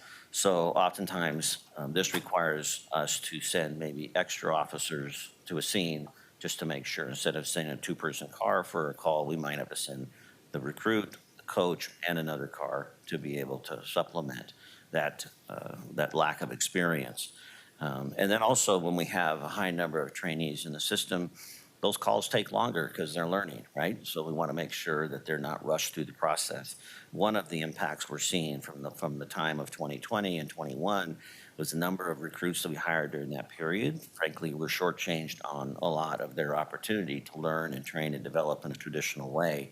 And so we're going back now and trying to create that opportunity for them in other ways because they're no longer in trainee status. So we value that trainee status, and having that large, lightly shaded area is encouraging. And as I said, we have about 100 and so folks in that. There are additional costs and there are additional time restraints required in developing them, making sure we're putting out highly qualified officer. In that respect, I'm constantly having conversations. Assistant Chief Leisure's here. He oversees our training division and the branch that's in, is, okay, are there adjustments we can make? Is the amount of time necessary in the academy? We're not going to rush things, but in terms of how we identify them, in terms of staffing, how that impacts budget, we're constantly having those evaluation pieces. And as you can imagine, it's a little bit tricky in that regard. Recruitment is up. And the last thing I'll say about staffing is that recruitment is up. I'm really encouraged and impressed with what our personnel division has been doing. We are getting national attention on that. Other agencies, as I mentioned, Seattle, so forth.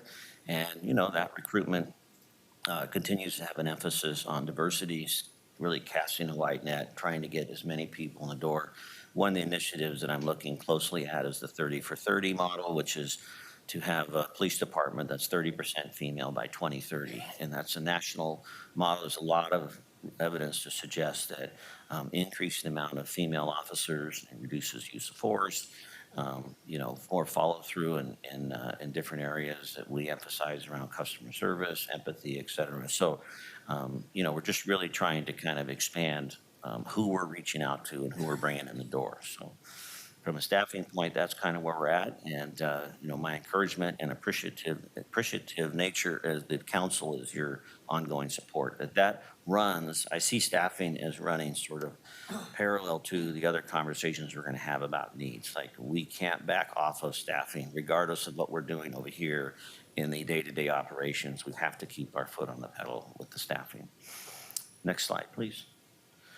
So overtime, as we look at this graph before you today, and you can kind of see, I'm going to refer to my notes here, you can kind of see it's a little bit all over the board because of the impact of 2020. And I've spoke with Nathan and Elizabeth this morning, so if I misinterpret some of this, but just in layman's terms, As you look at that shaded blue area, that's where we are hiring for that personnel backfill, largely, as I mentioned, in the patrol area. The reason that's so low in the 2020 area and the overtime so high in the light green area is because we definitely had everybody at work, but we weren't hiring to have them at work. We were hiring to do the additional work on top of with the protest. So when we look at personnel here and hiring, the reason that we're seeing this trend line start to go up and we're seeing the higher numbers in the blue is largely related to the number of filled positions going down because of the number of retirements we've seen in the last year to 18 months. So, you know, the trend line, the solid blue line you see there that says personnel shortage, 12-month moving average, you know, is starting to go up. It's stayed fairly consistent over the years, and we believe that it's going up simply based on the high number of retirements and exits we've seen in the last couple of years. And now we're playing catch up with the trainees. So if that makes sense, that's why we're starting to see that. And once again, hopeful that if we can continue to hire and see a slowdown in retirements, maybe level that out a little bit more. The other trend line that you see there with the overtime monthly average, the green one, is really around all the other things that we do. You've heard the term discretionary overtime. I would incorporate that into, you know, investigations, follow-up, the special missions we've already been talking about, the walking beat, everything else kind of falls into that bucket. So we have the core issue around just getting people in patrol cars on a day-to-day basis, and then we have the work that we want to do in addition to that to support it. Report writing, priority projects. We just recently had a community academy. Thank you, Commissioner Rubio, for participation in that. But that's all done an additional cost in addition to the in the training. So that number, although you know dropped significantly in 21, and one of the reasons there you can see that the drop is we believe, you know, a lot of people were staying home coming in 2020. We didn't have a lot of the, you know, high reported crime incidents. And then unfortunately in 21 and 22, we had an increased amount of reported crimes. So some of that costs are going up now. As you see the high end there in 23, we had a lot of costs associated this last year with ongoing investigations. Sadly, because of the trauma and crimes committed in 21 and 22, but we were able to close a lot of cases in 23. But given the volatility and the high risk involved, they required, you know, maybe an increased amount of response from our tactical team, more coordinated effort with investigators, et cetera. So, you know, it's positive that we're able to bring some of these cases to a conclusion, but it also requires a greater deal of investments. And that's why those numbers have gone up. If, you know, we can, in a perfect world, see the overall crime numbers will go down, then we'll see less of a reliance on those investigative and discretionary numbers. Next slide. So call times, response times, excuse me.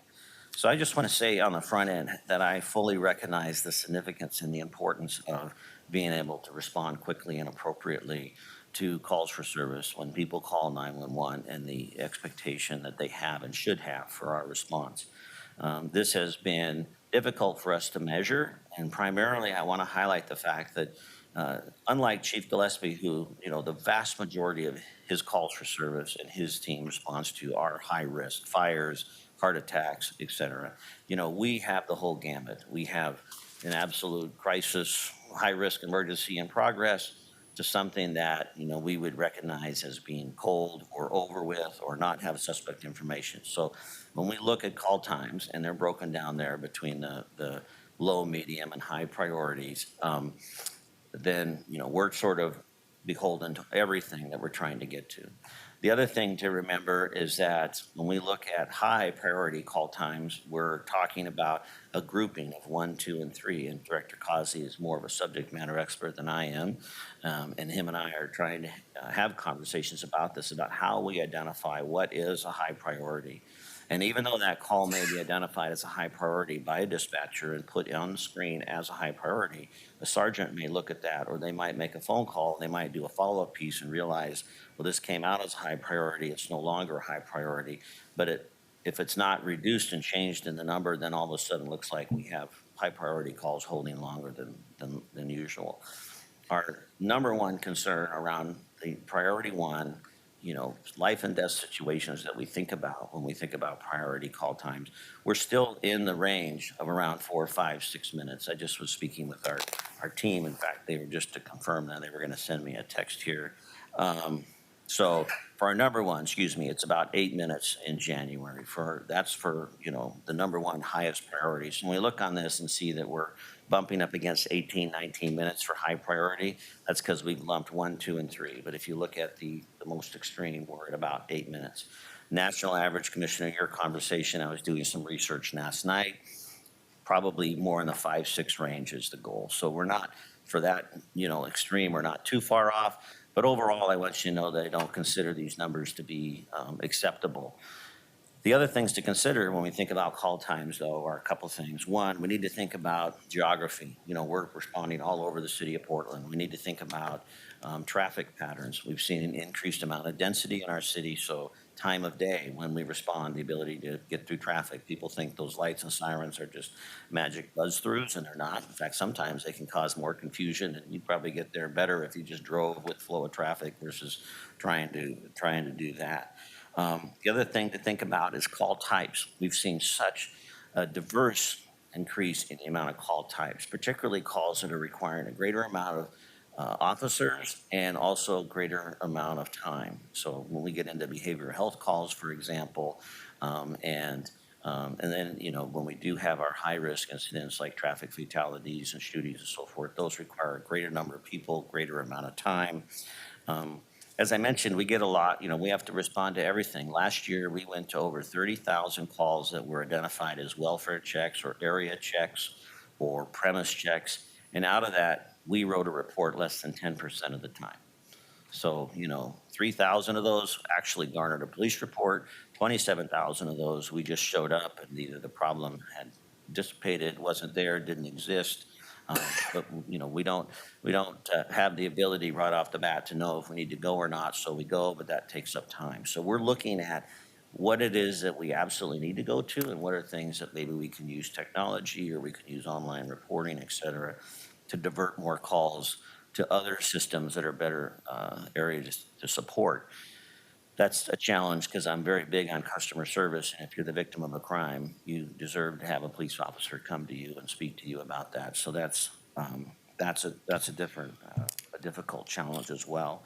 So overall, as we look at call times and our efforts going forward, is we're seeing if this emphasis on trying to reduce these large impact events, homicides, traffic fatalities, other areas that draw a lot of resources, and we're doing that through our missions, that if we can reduce some of those, and that will free up officers and we'll be able to increase our call time response.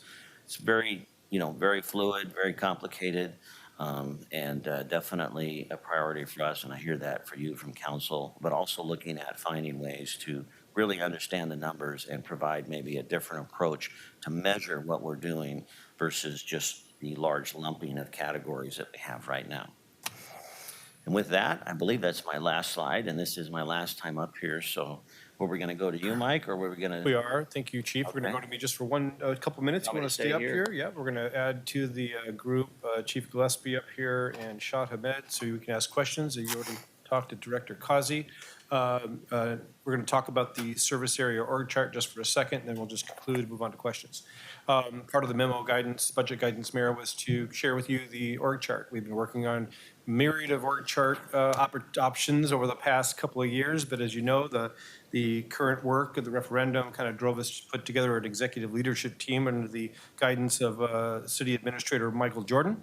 And the team has been working with other public service areas to come up with an org charts in their service areas. This is what we landed on here. You can see it for yourself. I want to give some thanks to the Community Safety Director for the Mayor's Office is Stephanie Howard, the Deputy Director for the Community Safety Division, Elizabeth Perez, and most of all, what was the lead to help us get to this point, the Deputy Director of Portland Fire and Rescue, Kezia Weiner. Thank you for your leadership and getting us to this point. Mayor, we think we've settled on a service org chart for public safety service area that will work in the near term and long into the future. This would ultimately result in the dissolving of the Community Safety Division and the work being kind of spread out here in this public service area. Next slide. Okay, we're at the point where I think you've been waiting. You've heard a lot of content today. Again, much thanks to the Bureau directors, especially to Ken Lee for the Community Safety Division's Biz Ops and his leadership team, Nathan Lamy, Elizabeth Perez, for helping us out in getting to this point, and the budget individuals within the bureaus themselves. We'll turn it over to you, Mayor and Councilor, for questions of the team that's here in front of you. Great. Colleagues, any questions?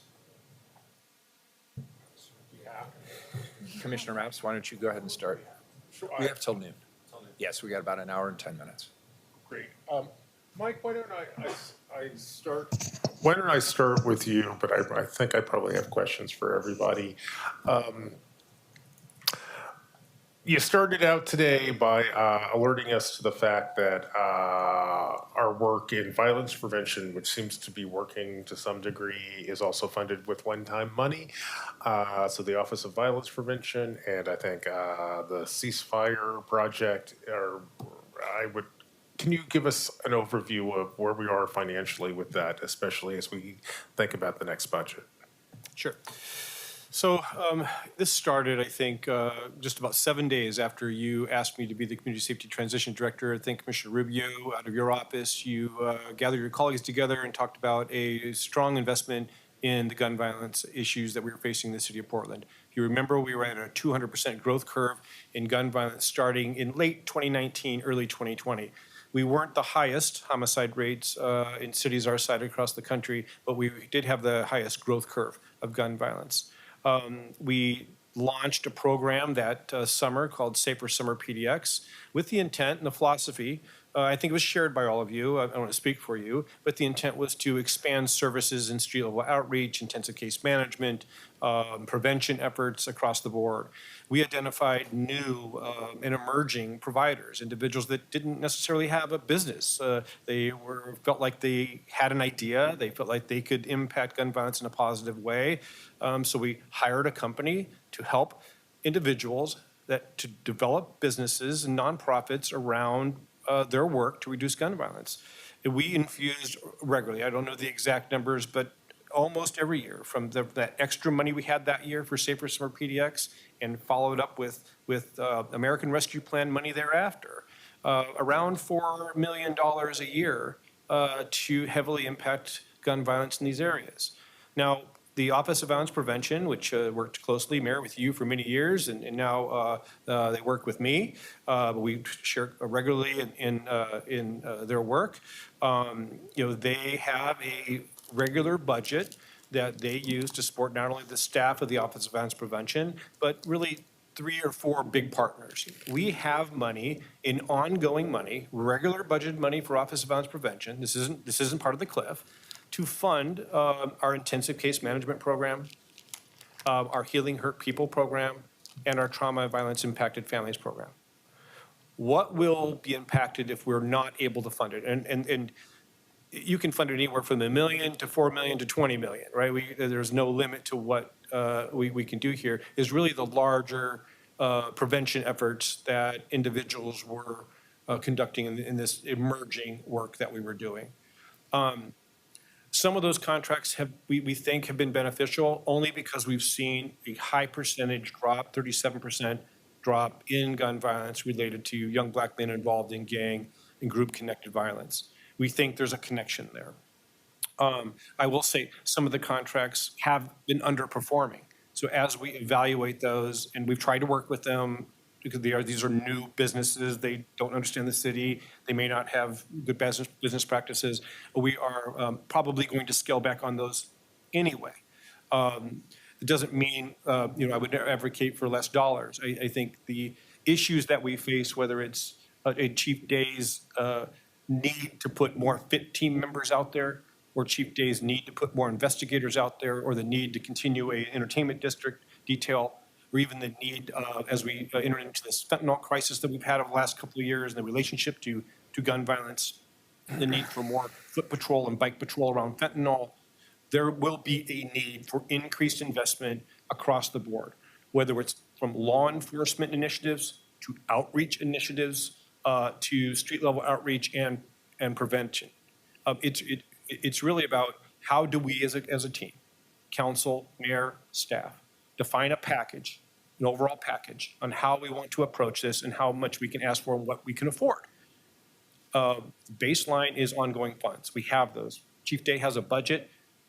He operates a little bit overtime there. We've talked about what we may take to keep his crime reduction plan in play through the end of the year, fiscal year. And, OVP, I think the same thing. We should come back to you. One of the things I would recommend is maybe purposely did not come here with an ask today. That was not in the memo guidance. It was pretty clear that there was a constraint theme to the budget. I wouldn't do that, but I did make you aware of the cliff. What we could do is come back to you with a solid package that incorporates the needs for Chief Day and the needs for Office of Violence Prevention. I would say in between us, the combination of needs of ceasefire with what we might be our best guess on what we might need to continue this work if that was the favor of the council and the mayor. Thank you very much. I appreciate that. I would like to learn more about the stakes involved with cutting the Office of Violence Prevention, and maybe if I were to turn to my colleagues, we're entering a new era in Portland policymaking where we're pulling these bureaus together. I assume partly because they are working on some common problems and whatnot. So I'd like to have a better understanding of the trade-offs associated with $1 million, frankly, taken out of, let's say, the Office of Violence Prevention versus $1 million taken out of police overtime, for example. And I think one of the conversations I look forward to having with my colleagues are, what are the outcomes that we're trying to, what are the measures that we're trying to manage? And certainly I'll tell you, when I think about this group of folks before me today, one of the things I'm thinking about is response times, which is a common theme for many of these folks. And the other thing I'm thinking about is minimizing violent death, for example, which also is a theme that can kind of cut through a bunch of these bureaus. Kind of missing here, especially when we talk about death, is frankly the number of folks who die on our streets in traffic accidents. I think right now that's probably, if you were just put unfortunate ends into different buckets, you probably have drug overdoses at this point, then probably traffic accidents, and then homicide would be my guess. That might not be completely correct, but that's, I think, roughly where we're at. And that also gives the people in the room and my colleagues on this council a sense of the frame at which I'm looking at this particular budget. So thank you very much. And Mr. Mayor, I'll turn it over to whoever else has a question. Very good. Who's next? Commissioner Gonzalez? The first question for, sorry. For Portland Police, what are the current strategies for retention? And because, to me, this slide's a little bit dire in terms of projecting and, continued decline number of sworn officers in the coming years, notwithstanding substantial efforts to hire more. We're kind of addressing the pipeline as best we can in police. Right. But the question of retention, what are we doing? What more can we do as a community to drive retention here? Yeah, appreciate that question, sir. So one of the things we've done an investment in is around organizational wellness, right? We have a wellness program now. It's very robust, and it was new, implemented in my time away. But since I've been back, I hear regularly the appreciation that all the members are doing to take advantage of that. So that has become greater known in the law enforcement community. It's a unique model that we have, allowing for our officers to be able to just, take care of themselves, creating time in their day for that wellness structure. So I think that's really critical. Unfortunately, it's new enough that I can't say that speaks directly to retention, but I'm hoping, in short order that we're going to be able to look at some of that feedback, both, less injuries, less sick time, retention, et cetera. But I think, that's important.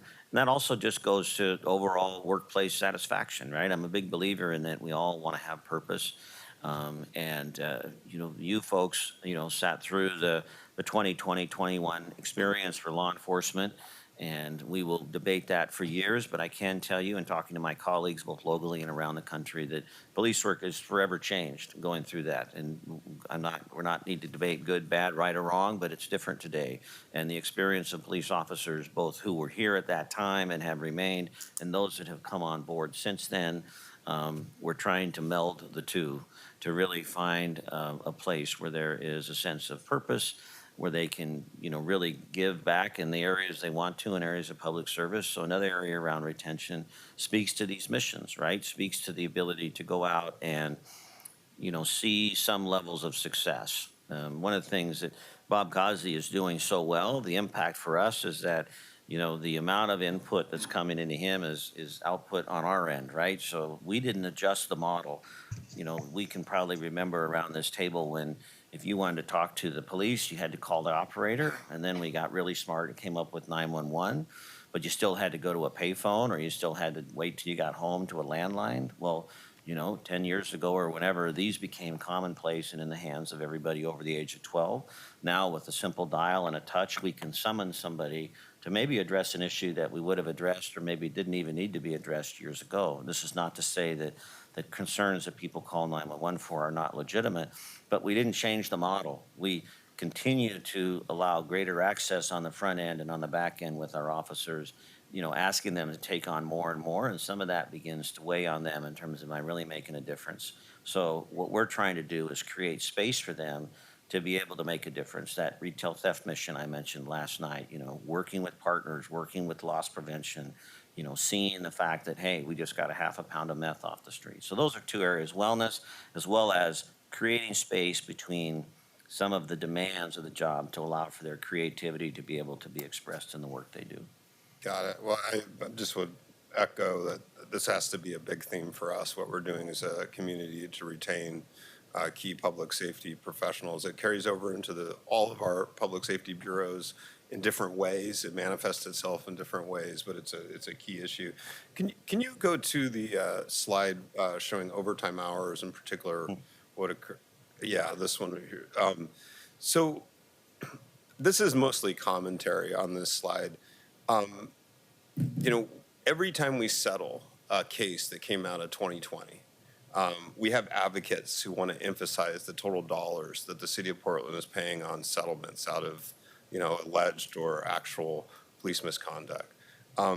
We don't spend nearly enough time talking about the financial cost, the cost on our police officers of 2020 and 2021. And so that's an observation that we've created space for advocates to remind us every single time we have to write a check for police misconduct or alleged police misconduct. The damage that this has done to the psyche of our police department, our financial health as a city is dramatic. It's real. And so, again, commentary, don't have a question unless you want to add to it, but I think we have to make better space for really properly weighing the various costs that came from 2020 in our dialogue. Last but not least, could you go to the response time slide for Portland, please? And thank you for the help here. And I think for my colleagues' benefit, we will produce a slide that compare 911, Portland Fire, and Portland Police kind of over a comparable period of time, because all of these bureaus have dealt with similar dynamics in some respect, right? Challenges of retention. What does that do to response times? The story is actually kind of different in other respects. Police and fire, fires experienced some increase in response times. Police experienced a dramatic one, but then you connect it to what we call minimum staffing. For Portland Fire, that's a hell or high water number. It's 171 no matter what. For police, minimum staffing has been, some days it's aspirational, right? Is that fair to say? Well, today, as Chief Gillespie mentioned, and he's got 171 firefighters working today. We have 40 police officers right now on the street in the city of Portland. And, don't have the call numbers in front of me, but I would guess that we have a number of calls that are holding right now, waiting for a police response. So it is, I think you're accurate. It's not really an apples to apples comparison in terms of roles, responsibilities, expectations. But, fortunately, and I credit my fellow bureau directors and Mr. Myers that I think we're really trying to approach this in a unique, holistic way. But I do think having some of those distinctions is important. Got it. I guess my next, just a couple quick questions for Chief Ryan for fire. High level, can you walk us through what steps have you been taking to manage overtime over the last year or so? What are the firm steps? You alluded to 13, maybe just give a little bit more color on what that was. And mostly that's just a reminder of my colleagues what we've already approved in that area. Yeah, absolutely. So we've known that overtime is an issue or has been an issue for a number of years. We've seen that exponential increase that we shared with you on the graph. Some of it was done through bargaining. So we have a new contract that was ratified by council in July of 23 that runs through 27. As we bargained that contract, there was an effort on our side to ensure that the impact to overtime going forward would be minimized, while of course ensuring that the PFFA members get a fair contract. But from our side, we needed to look at it, and some of that is its replacement cost, right? So how vacation is taken. Mandatories was another issue that was really important to us. And when we talk about retention in the public safety bureaus, while we don't see the same retention issues that PPB does, we have over the last few years seen retention as a concern. And a big piece of that is mandatories. When you require somebody to stay at work in order to maintain our staffing level, that is a big hit on the morale and on the psyche of the members. So again, through bargaining, we tried to address some of that. We, again, with overtime, with 90% of it being replacement costs, that remaining 10%, we try to manage that to the best of our ability. And really what that ends up being on the tail end is reduced training opportunities, professional development. We also deploy folks for wildland fires throughout the summertime. A lot of that is reimbursed through the state.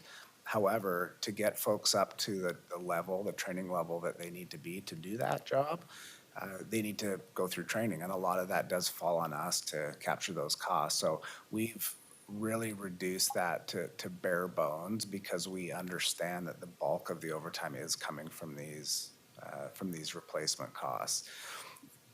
Being a fixed system of 171 on duty a day and providing that level of service, there's not a lot we can pull on to impact that.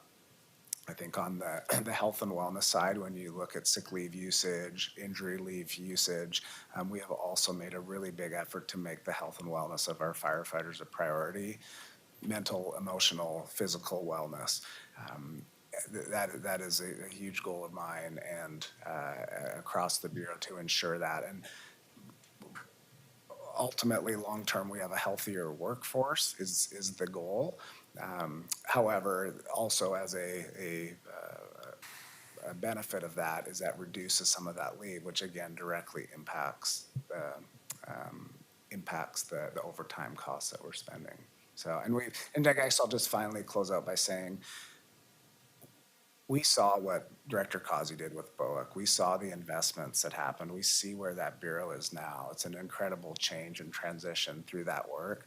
And we've worked closely with the City Budget Office to look at something similar on the staffing level. And this was following a consultant report that we had done, Citygate 2, you may have heard of it, looking at our staffing sufficiency.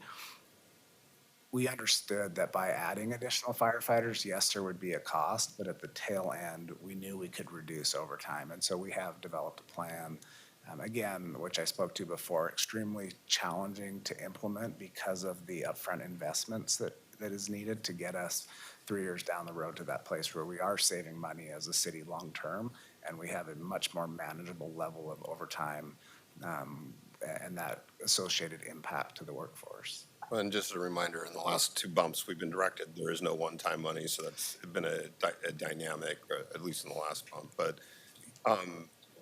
last question for now on, what alternative funding sources have you evaluated as fire? And let's go through the full gambit, what's going on, community health, and just across the board. Sure, there's a lot of work has been done in that area. I'm actually going to call our Deputy Director, Kezia Warner, up to hit that one first, and then I'll come up and fill in any. Oh, Come on over here. perfect. Good morning. Okay, it's on. Good morning, Kezia Warner, Deputy Director of Portland Fire, and I appreciate the time to talk about this.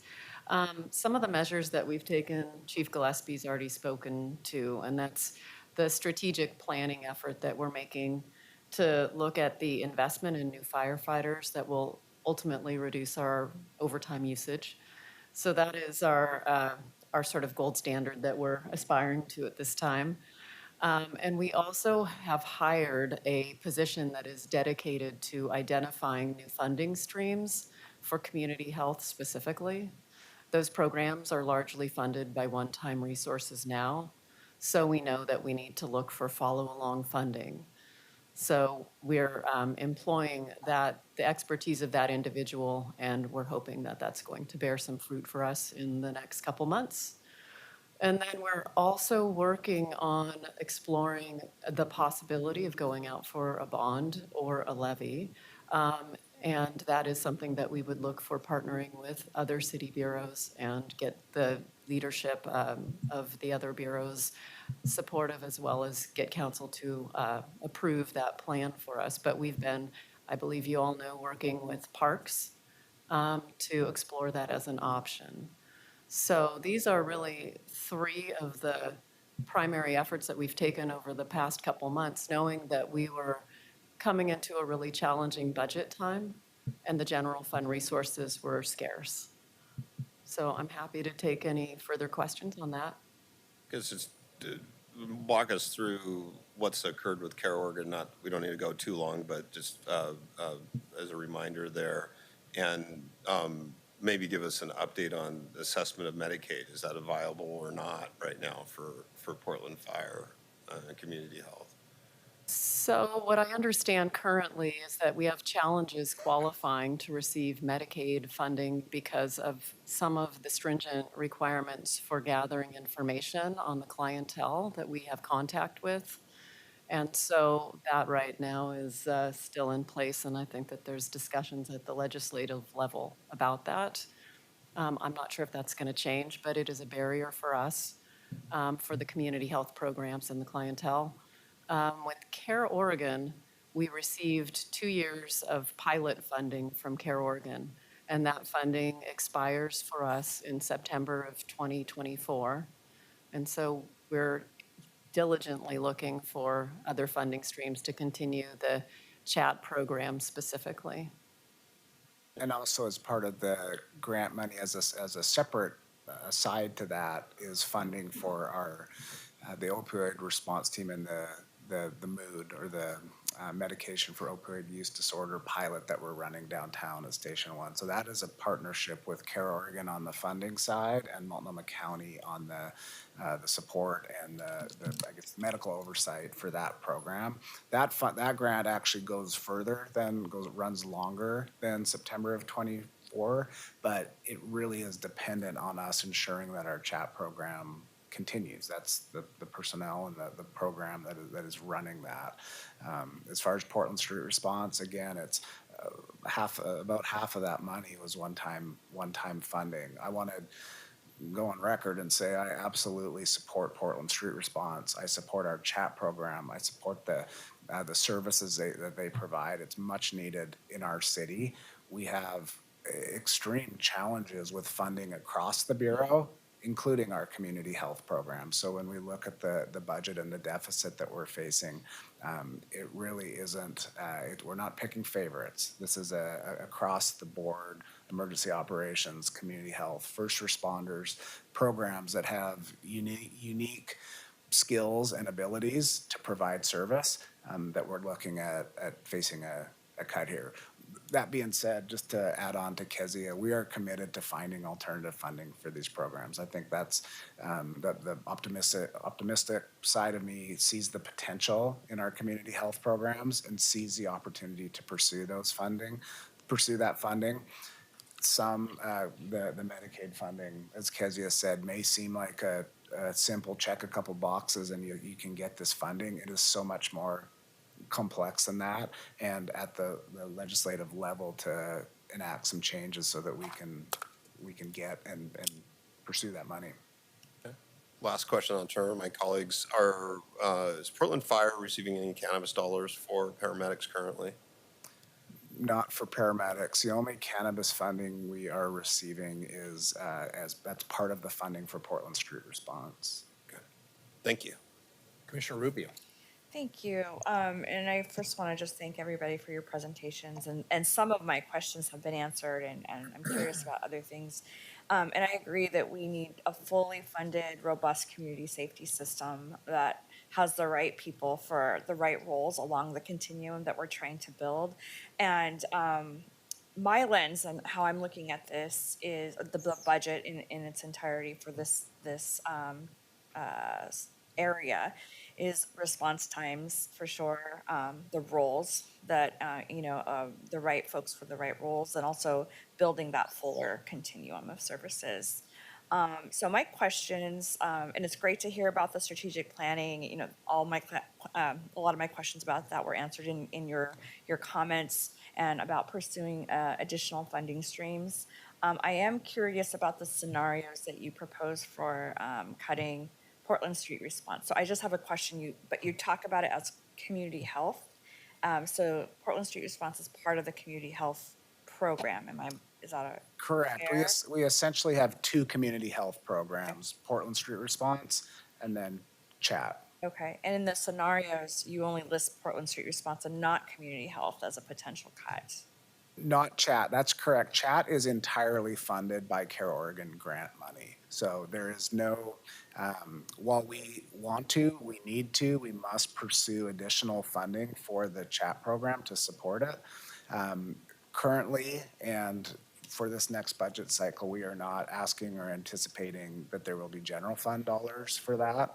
And so with that grant funding, there really is no opportunity to even talk about cutting that for this next fiscal year, as it is grant funded specifically for that program.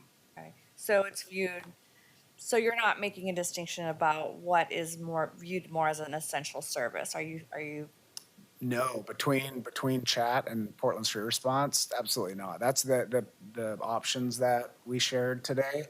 The distinction is their funding source right now and where we could potentially look at capturing as a whole that 11 million, and the grant funding for CHAT, that's just not one of the options. So no, it's not a measure of the value of the program or which one is, they have distinctly different purposes, but yeah, it's not a choice of one over the other. Okay, and is the cut a full cut of the program, or is it a partial cut or reduction? For Portland Street Response, it's a reduction of the ongoing funding. So there is still one-time funding available for next year. That is some of the ARPA money can be, my understanding is some of that can be rolled over and used through a partial year next year. The opioid funding can be used, and then the cannabis funding. So it would likely be a reduction in service level from Portland Street Response. The difference is because Portland Street Response isn't operating 24/7 right now, we would look at the hours that it's operating, how many vans are in service at one time. When we talk about emergency operations, it's a little bit simpler to picture because we have that fixed system of how many firefighters are on duty a day, how many stations, how many apparatus. So we can talk about a cut and what that impact would be. With Portland Street Response, a cut of the ongoing money would absolutely, it would impact the service levels, but whether that would mean we would reduce the hours that they're available, or we would keep the hours but reduce the number of resources or vans available at a given time. That decision has not been made yet. I'll just be transparent. That's of real concern to me because of the hiring freeze and that we're not able to recapture federal funding because of that. Is that correct, that we're not eligible because we have a hiring freeze? No. I read that it's- in the paper. Yeah, no, that's not. So operating 24/7 is one of the criteria in order to obtain Medicaid funding. That is only one of the criteria. The biggest barrier, again, for us is capturing demographic data from information from the clients that we serve, because that you have to have that to bill for Medicaid. We are also, as a city, we are not set up to bill for Medicaid. So that is really another program that would need to be built out in order to capture those dollars. We have to have a billing system and be able to capture those dollars. City of Portland does not have that right now. That's not to say that we couldn't have that, and we can aspire towards that. Our focus on Portland Street Response, at least the last year, has been to stabilize the program because it was built up so quickly, because it had some foundational deficiencies in policy and structure and supervision. That has been our goal, is to build that foundation so that we have an adequate base that we can build off of. Yeah, I appreciate that background, and it would be a shame to do all that work to set it up and strengthen that foundation and then not have the resources to continue funding it. And what about the conversations with the county? Have there been conversations with respect to this program? Yes, excuse me, yes, and there's different parts to that. So there's operational conversations of how do we fit in with the work that they do, and which is absolutely important, but perhaps more importantly is the funding source. Again, if funded, we will continue to embrace and grow and build this program. The funding piece, that the individual who we've hired in a limited term basis, that really is their mission and their job right now, to look at alternative sources of funding and how to support not only Portland Street Response, but chat. The county, I believe, is a great option to explore.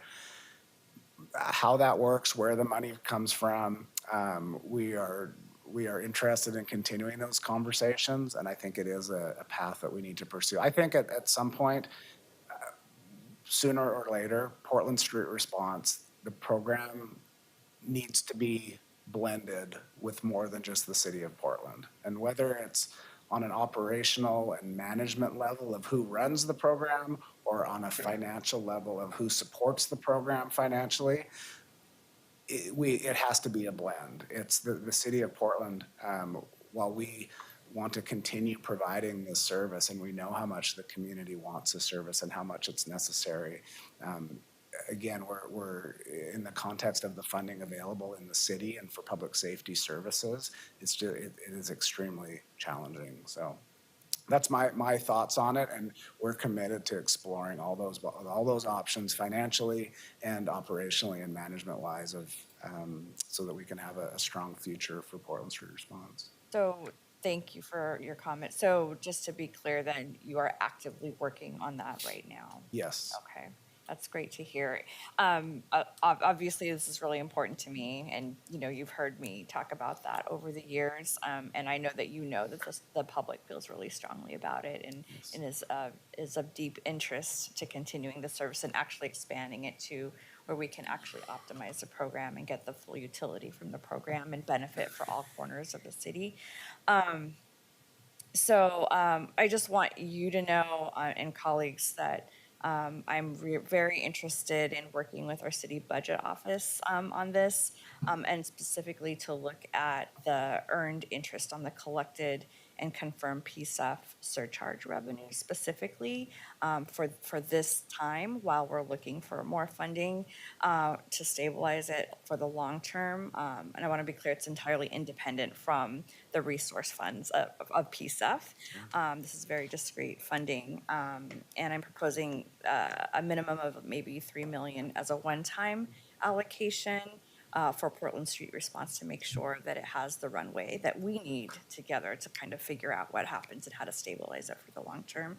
So Mayor, I would love to direct my staff to reach out to your staff to talk about redirecting these one-time funds, if you're open to that. Happy to have that conversation. Okay, but just wanted you to know, very, very committed to working with you to figure this out. Thank you, Commissioner. And I have one more comment also for Chief Day. I had, that you mentioned it, I had the wonderful opportunity to engage in the community academy the other day with your team.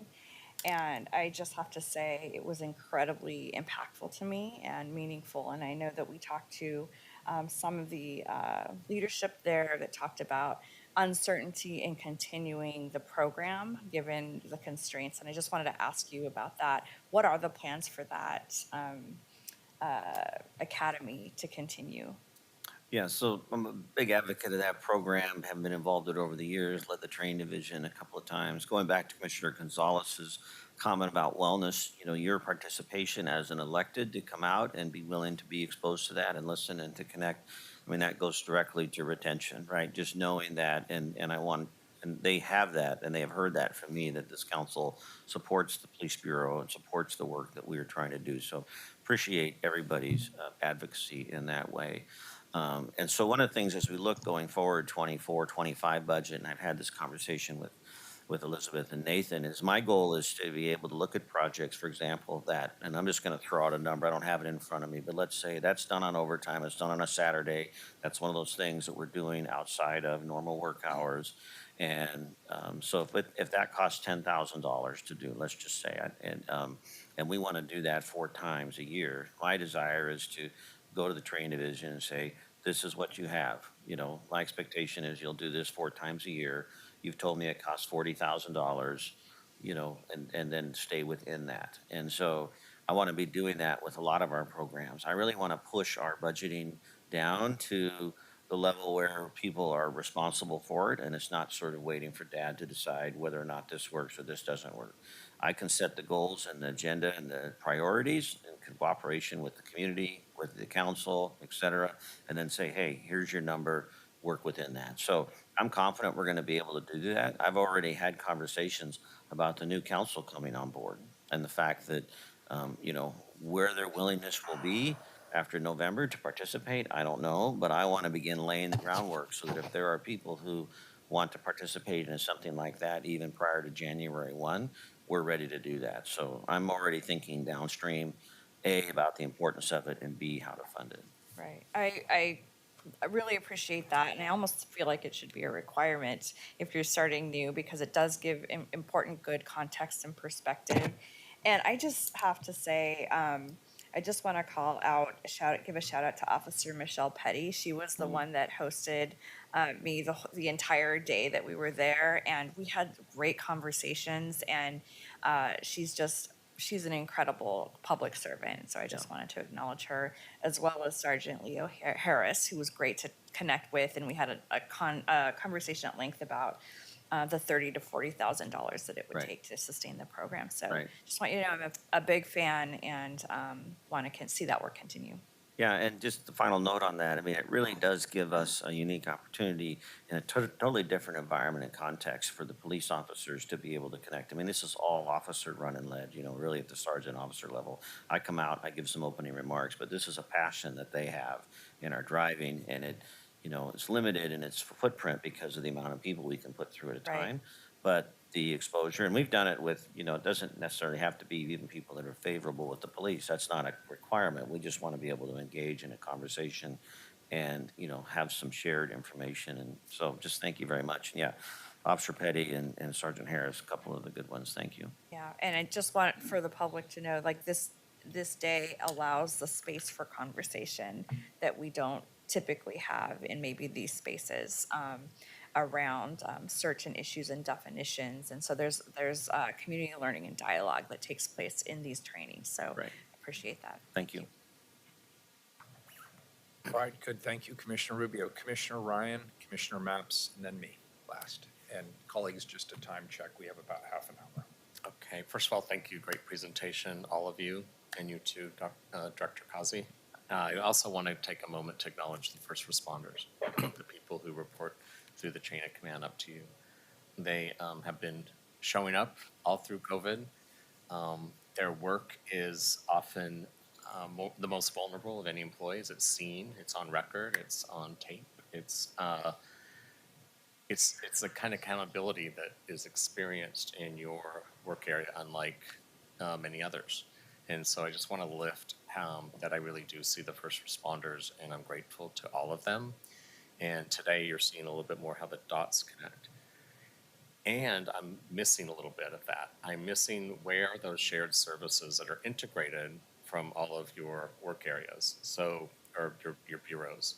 So I'm missing in this presentation, unless I'm missing yet another slide, that shows in the organization chart how some of those common services could be shared as we move into this organization chart that we're beginning to build. I assume a new mayor and a new city manager will want to take this much further, or we've had a failed experiment in new government.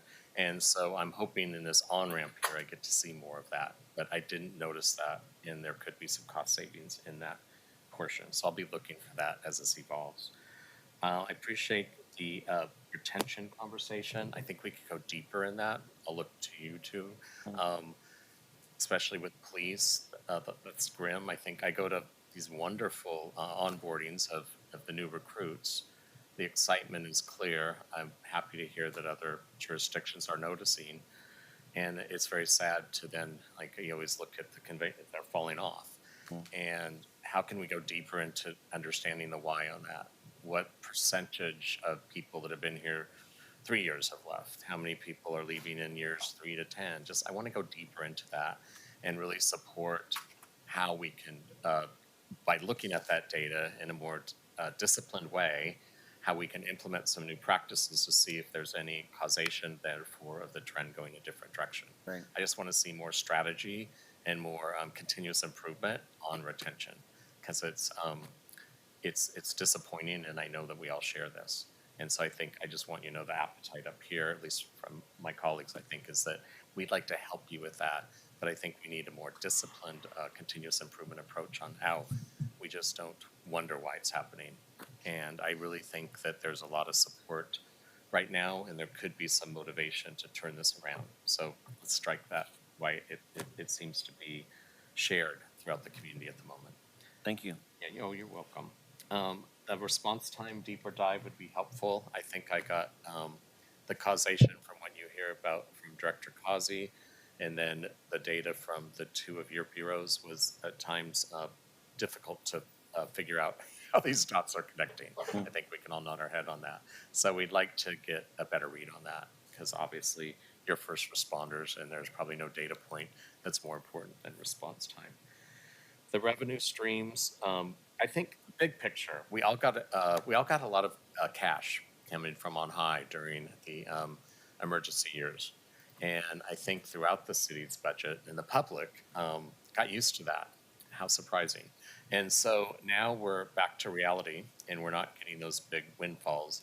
So how can we be smarter as we continue to look at what revenue streams come in? I think Commissioner Rubio, under your leadership with PSEF, we've seen a lot of creative thinking on how we can repurpose those monies that the taxpayers are providing to do climate work that goes beyond some of the original intentions of what the activists brought us with PSEF, and the reality of actually making our air cleaner and what we need to do in the big picture for climate. I'm going to say that I think there could be some revenue streams coming from the Metro Here Together, SHS, through the county, in the first responder responses, the practices that fire and police are providing to people who are homeless, who are experiencing mental health, behavioral health episodes, and the amount of constraint that puts on the hours of the day of people who are doing first response work. And they all do it. They show up. They don't judge. They're there to try to help. They're trying to help them go from a very emergency moment to calming them, sometimes reviving them with Narcan, and then taking them to hopefully a place that they can start to build resilience. It's all about going from whatever this is to resilience so they can have an independent life and be back in society. And it's a complex system. But I think sometimes we don't acknowledge that a lot of these expenses are going towards the first response to behavioral health and mental health issues on the ground, from people who are homeless. This is not criminalizing homelessness. This is a humanitarian response to homelessness. And the voters said they wanted money to be spent on that first response, on shelters, on housing, a very big category.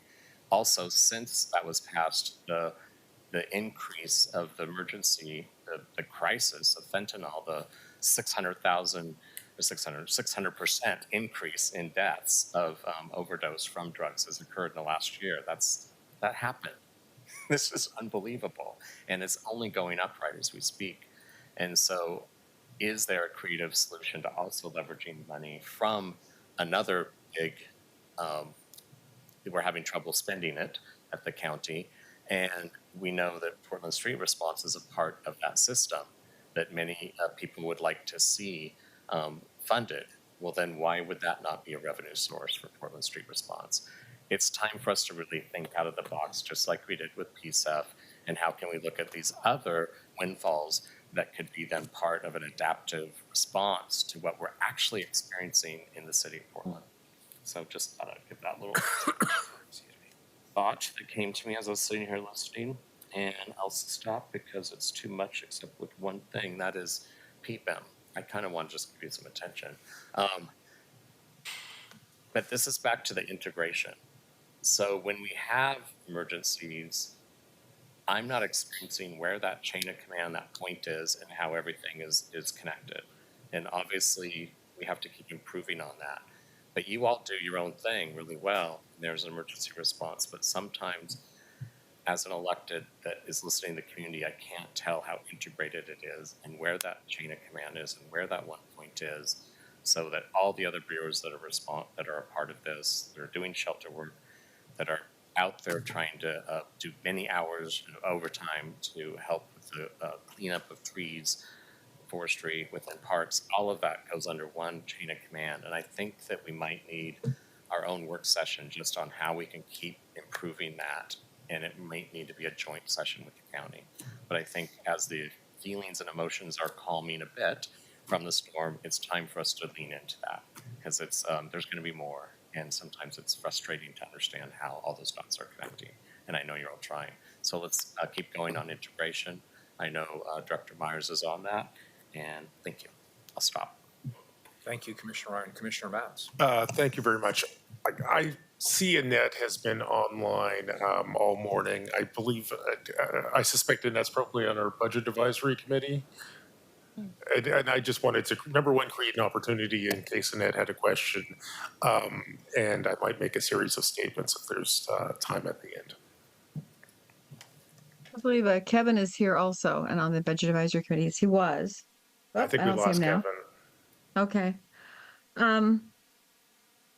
Yeah, it is a lot. And I think that a couple of things really hop out at me as there are so many thoughts. One is under the emergency calls and the response time from our Portland Police Bureau, the concerns I hear in the community are shootings, of course, retail theft, but also the street racing. And is that considered a priority one?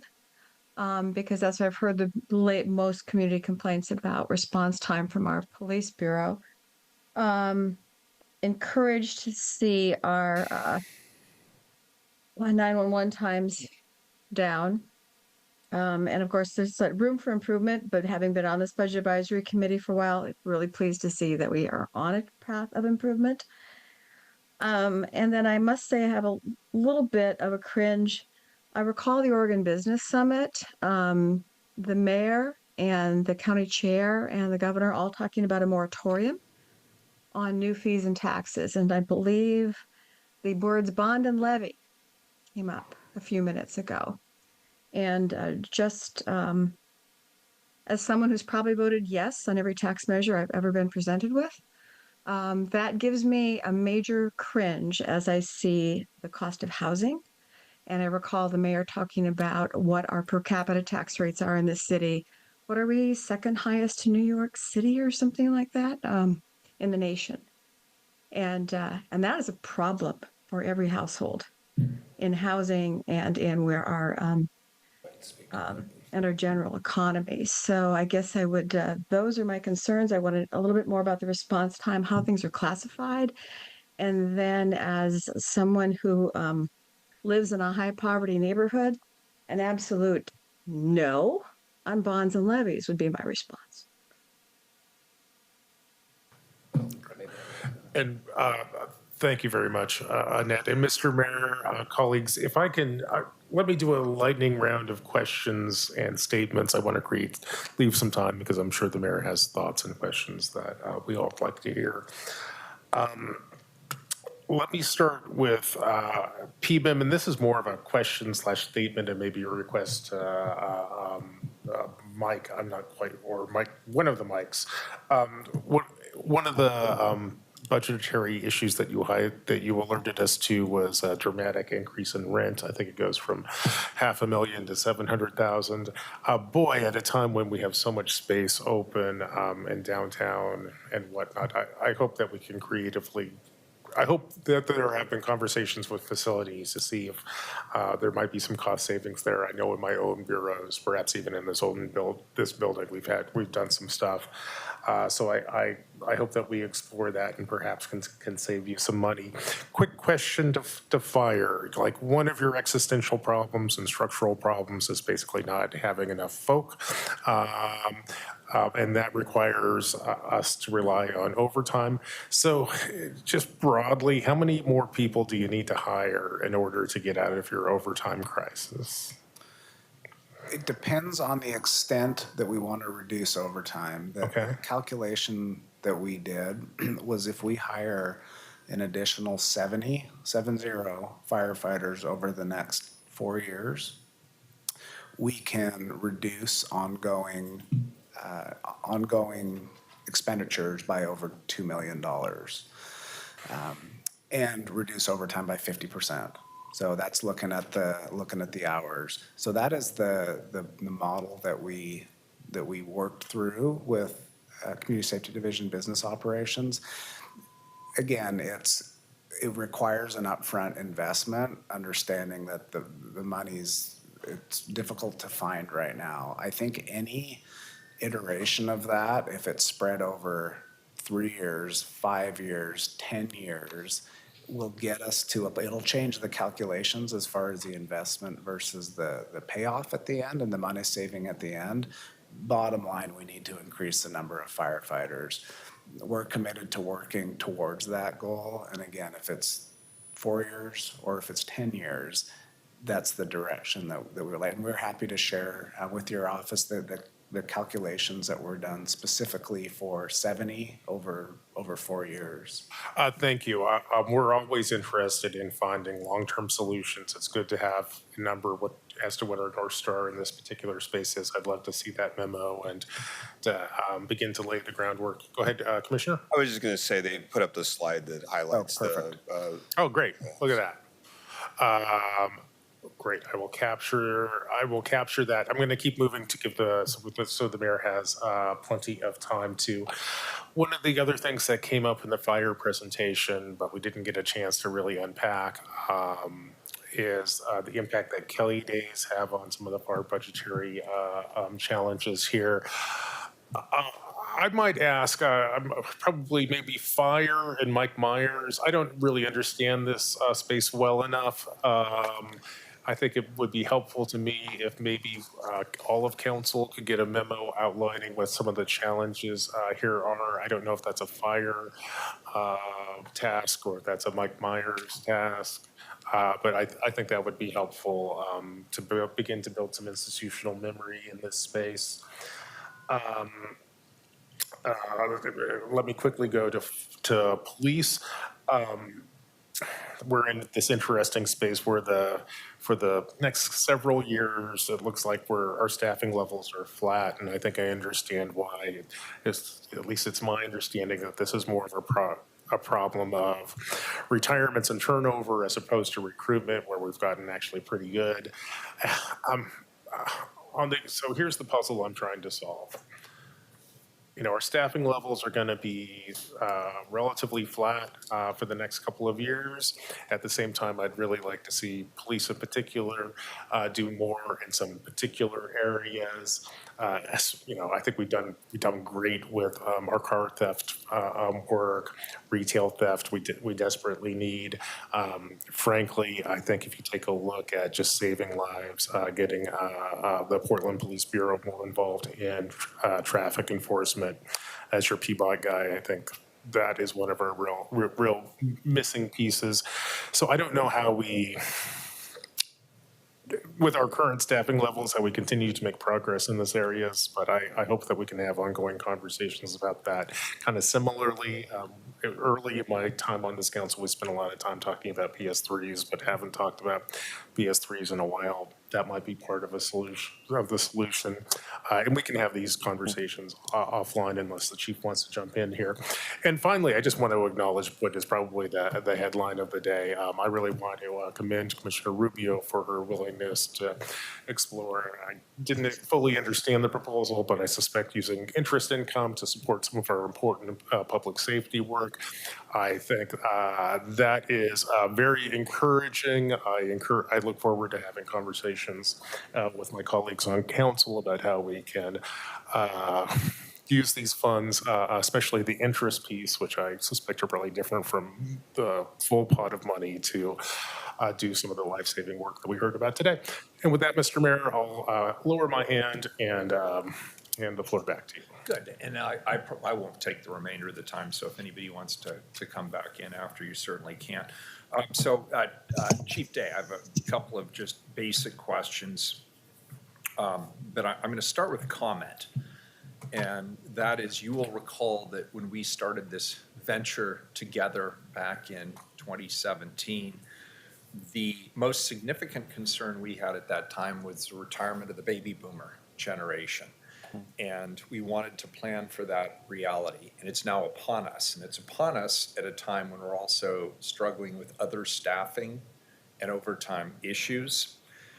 And I just want to give some historical perspective here. The problem with staffing in the Portland Police Bureau did not begin in 2020. It happened long before that. And I would remind people that in 2017, the city of San Francisco had more than 2 times as many sworn officers as the city of Portland, even though their population was only about 20% larger. So we were able to get away with a relatively small police bureau because, frankly, crime rates in Portland were very low relative to the rest of the nation and other comparable large cities.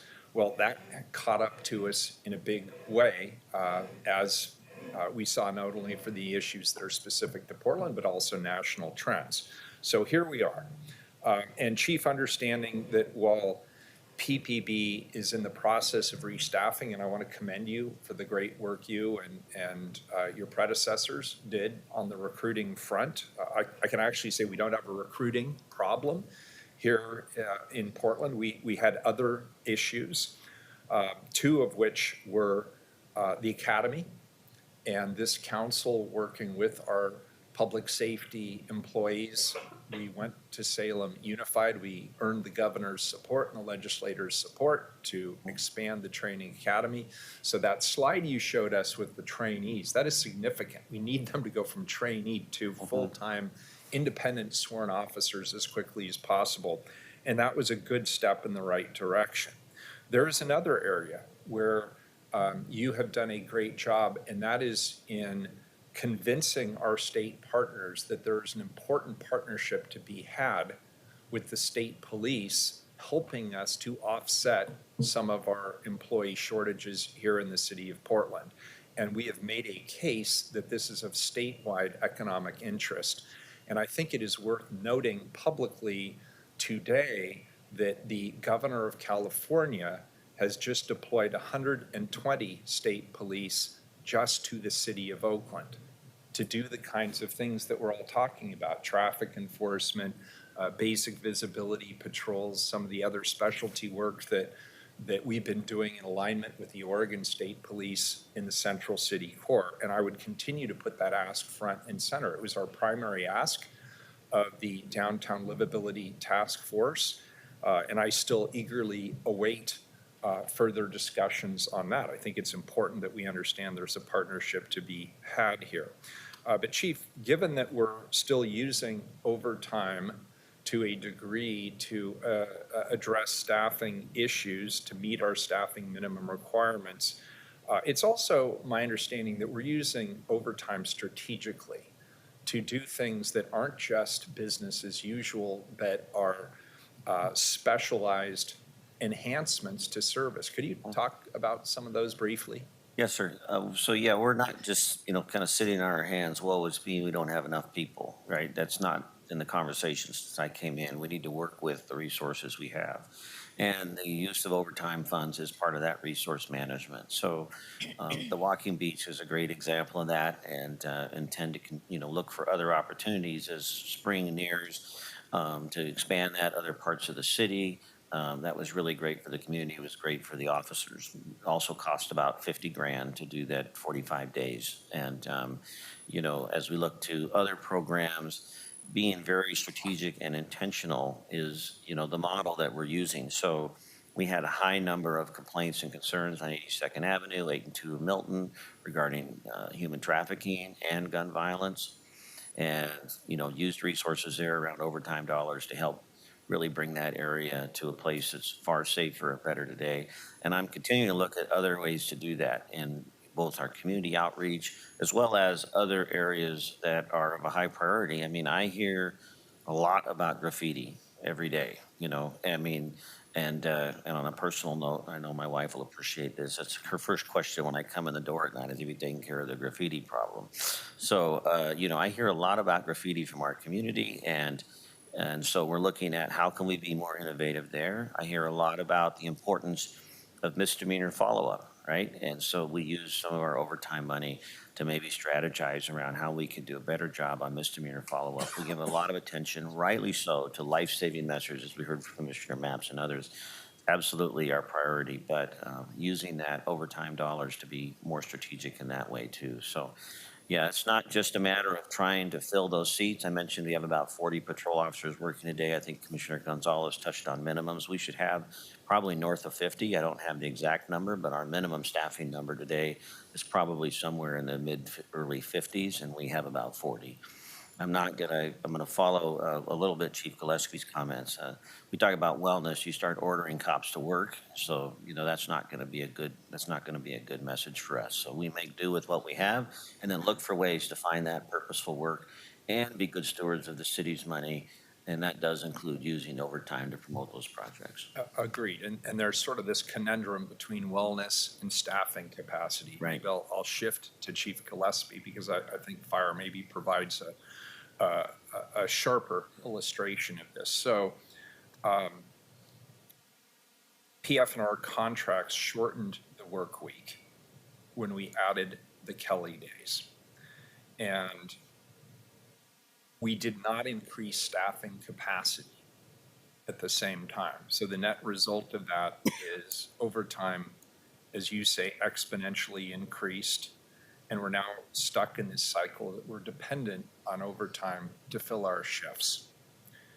And I want to get at the plan that you showed Commissioner Maps and showed this council. This is now a structural deficit, and it has grown substantially since the implementation of the Kelly days.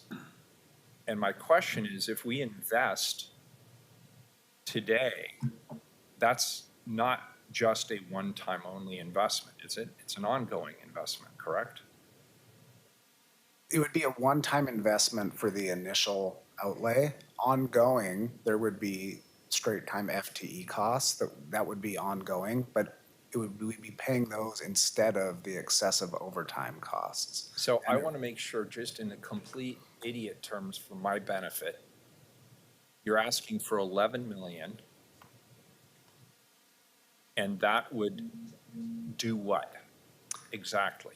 That would keep us right where we are right now with our service levels. But we have a structural deficit. So my question is, does the 11 million solve the problem, or does the 11 million just prevent the implosion that we all see coming? Yes, it prevents the implosion. Okay, I want to make sure my colleagues understand that this is not the fix. This is, we stop Yes. the bleeding, and then next year, and I won't be sitting in this chair, somebody else will, then you have to solve the problem. And the problem is not inconsequential, correct? Yes, correct. Am I right about that? You're correct, yes. And Kelly Days, just so if you're not aware, Kelly Days is how we manage the work week. So we've had Kelly Days for years. The number of Kelly Days that a firefighter gets is dependent on the work week. So the 2019 through 23 contract, when that was ratified, the Local 43, as part of COVID concessions, they increased their work week for 2 years, which decreased their number of Kelly Days. And in the final year, decreased the work week to 50.4 hours. And that's what we have ongoing. So that was in the prior contract. And you're correct that we did not account for the additional positions. We did add the 13 at the last budget cycle. But again, there was no funding associated with that. The intent was to reduce the overtime expenditures that those the days off caused. Right, but it didn't actually work, did it? Adding the 13? If I'm looking at your charts correctly, the problem continues to escalate. Yes, but it actually did help. Elizabeth would be able to. No, I trust you. We're projected Elizabeth and to. I will have many other conversations. Yeah. Let me ask you this then. How have you been able, because this happened a couple of years back, how have you been able to plug the hole to get to your minimum staffing levels? What Mandatory resources have you overtime. used? We have made people work. We've made people stay at work. How have you covered the cost? Because I assume you did it internally, using internal funds, and I'm just curious to know how you did that. We would come back for compensation set aside. We would, we use, so the OPSERP dollars, the graph that Elizabeth and Nathan shared, that money that came from FPDNR that should have been listed as an expense for the OPSERP costs, we use that to support our operations. Unknowingly. Last year, Chief, and I need to get my hands around For sure. it, so pardon me. We were, as you recall, surprised as a council when we learned that there was life safety gear that needed to be funded. And I just want assurance, we're not using any of those funds to fill the overtime gap, are we? Yes, we are. We are reducing, Kezia could speak to this more, but we have minimized what we expect to be capital expenses, and we've delayed purchases of equipment and apparatus because we've had to cover our operational budget. So yes, that is, we didn't talk about that today at all, the capital expenditures that we Can I ask why not? Why we didn't talk about the capital? Yes. Well, within the council said in a unified way, we don't like surprises on life safety gear that is critical to the safety of our employees. And now you tell me that after we invested in that fund, you're in fact using that fund to fund your overtime. Is that accurate? So for this current budget and the work that CSD has done, they have reduced what our projected capital expenditures would be for next year. So we have accounted for that in the budget. We're not leaving it at zero. But Kezia, correct me if I'm wrong, we have had to use our capital fund to support our operations. We have a capital replacement fund, and we've had to dip into the capital replacement fund more deeply than we have in prior years to cover our apparatus expenditures and some of our other capital costs that we've had. Okay, well, So capital- and I get that. And Okay. I'm sure you could go back and check my homework, and we've probably done it in the past. I guess where I want to draw a clear line is on life safety related equipment. Can we commit to that? Well, it's a difficult determination because everything we do, whether it's a radio, you need life-saving communications, self-contained breathing apparatus that you have to go into a ideal H environment, an apparatus that has adequate safety features on it. It's really difficult to say what isn't life safety equipment in our line of work because pretty much all he Okay, is. well, and that's a fair argument. We can talk about that later. So did the overtime, and I hope the answer is to this, did it allow us to meet our staffing requirements or minimum staffing requirements? With very few exceptions, we had a handful of days that we had to close a 4-person apparatus because we just flat out did not have enough people to even mandate to work. Okay, So, and you gave Commissioner Maps an estimate on the FTEs that you need to break the cycle that is relying on overtime. Could you restate? I couldn't see it fast enough. How many FTE is that? It would be 70 firefighters, 70 firefighters 70. in order to get to the point where the OT cycle is no longer creating the structural deficit. It would be where we would reduce our current overtime levels by 50%, Okay, so 70, approximately, I'm sorry, by 50%. 50%. So 70 firefighters to reduce it by half, to cut the problem in half. How many firefighters did you hire last year? Additional firefighters or replacement? How many did you hire? 13, we'd have to I'd have ask our training chief. yeah, approximately 30. I'm sorry, that's a guess. We can confirm for you. We've continued to hire. I would like to know that number. That would be helpful. We've continued to hire even without additional FTEs authorized because we know the retirements are coming up. And that's when you see the ups and downs on our vacancy chart, which we don't carry vacancies. We go above, which does require additional costs out of our budget to do that because those are not budgeted authorized. You have zero vacancies. Excuse me, you have zero vacancies right now. Is that correct? We might have 3, I think, because with the retirements in December at the firefighter level. We are planning, our next class will be the end of March. And so barring any retirements prior to that, which we don't anticipate, we will be above our authorized staffing level. Okay, and I won't ask you now, but I will ask you later what the actual recruiting plan is. And I saw the slide, but I didn't see the plan. And I want to know what the plan is, particularly since you have zero vacancies. We have a hiring timeline that we can support. We can share that But with zero you. vacancies and using vacancy savings for recruitment means you won't get above your current level if you have no vacancies left. We don't have vacancy savings, so that's the problem, right? So we hire, and part of the problem that we're in is we don't have those vacancies or those FTEs to absorb additional overtime costs. I know that if we hire above our authorized FTEs, even though we don't have funding for that, we will save money on the back end in overtime. However, there's that gap between when someone gets hired to when they're out on the line absorbing that overtime. And we've reduced that significantly through lateral hires and then shortening the entry level hiring pipeline. Okay, and I appreciate it. And I realize you didn't create this. You're going to help us solve it. Absolutely. I appreciate Yes. your We're leadership. I committed appreciate to all of it. addressing this. Yeah, thank you. Colleagues, we're adjourned.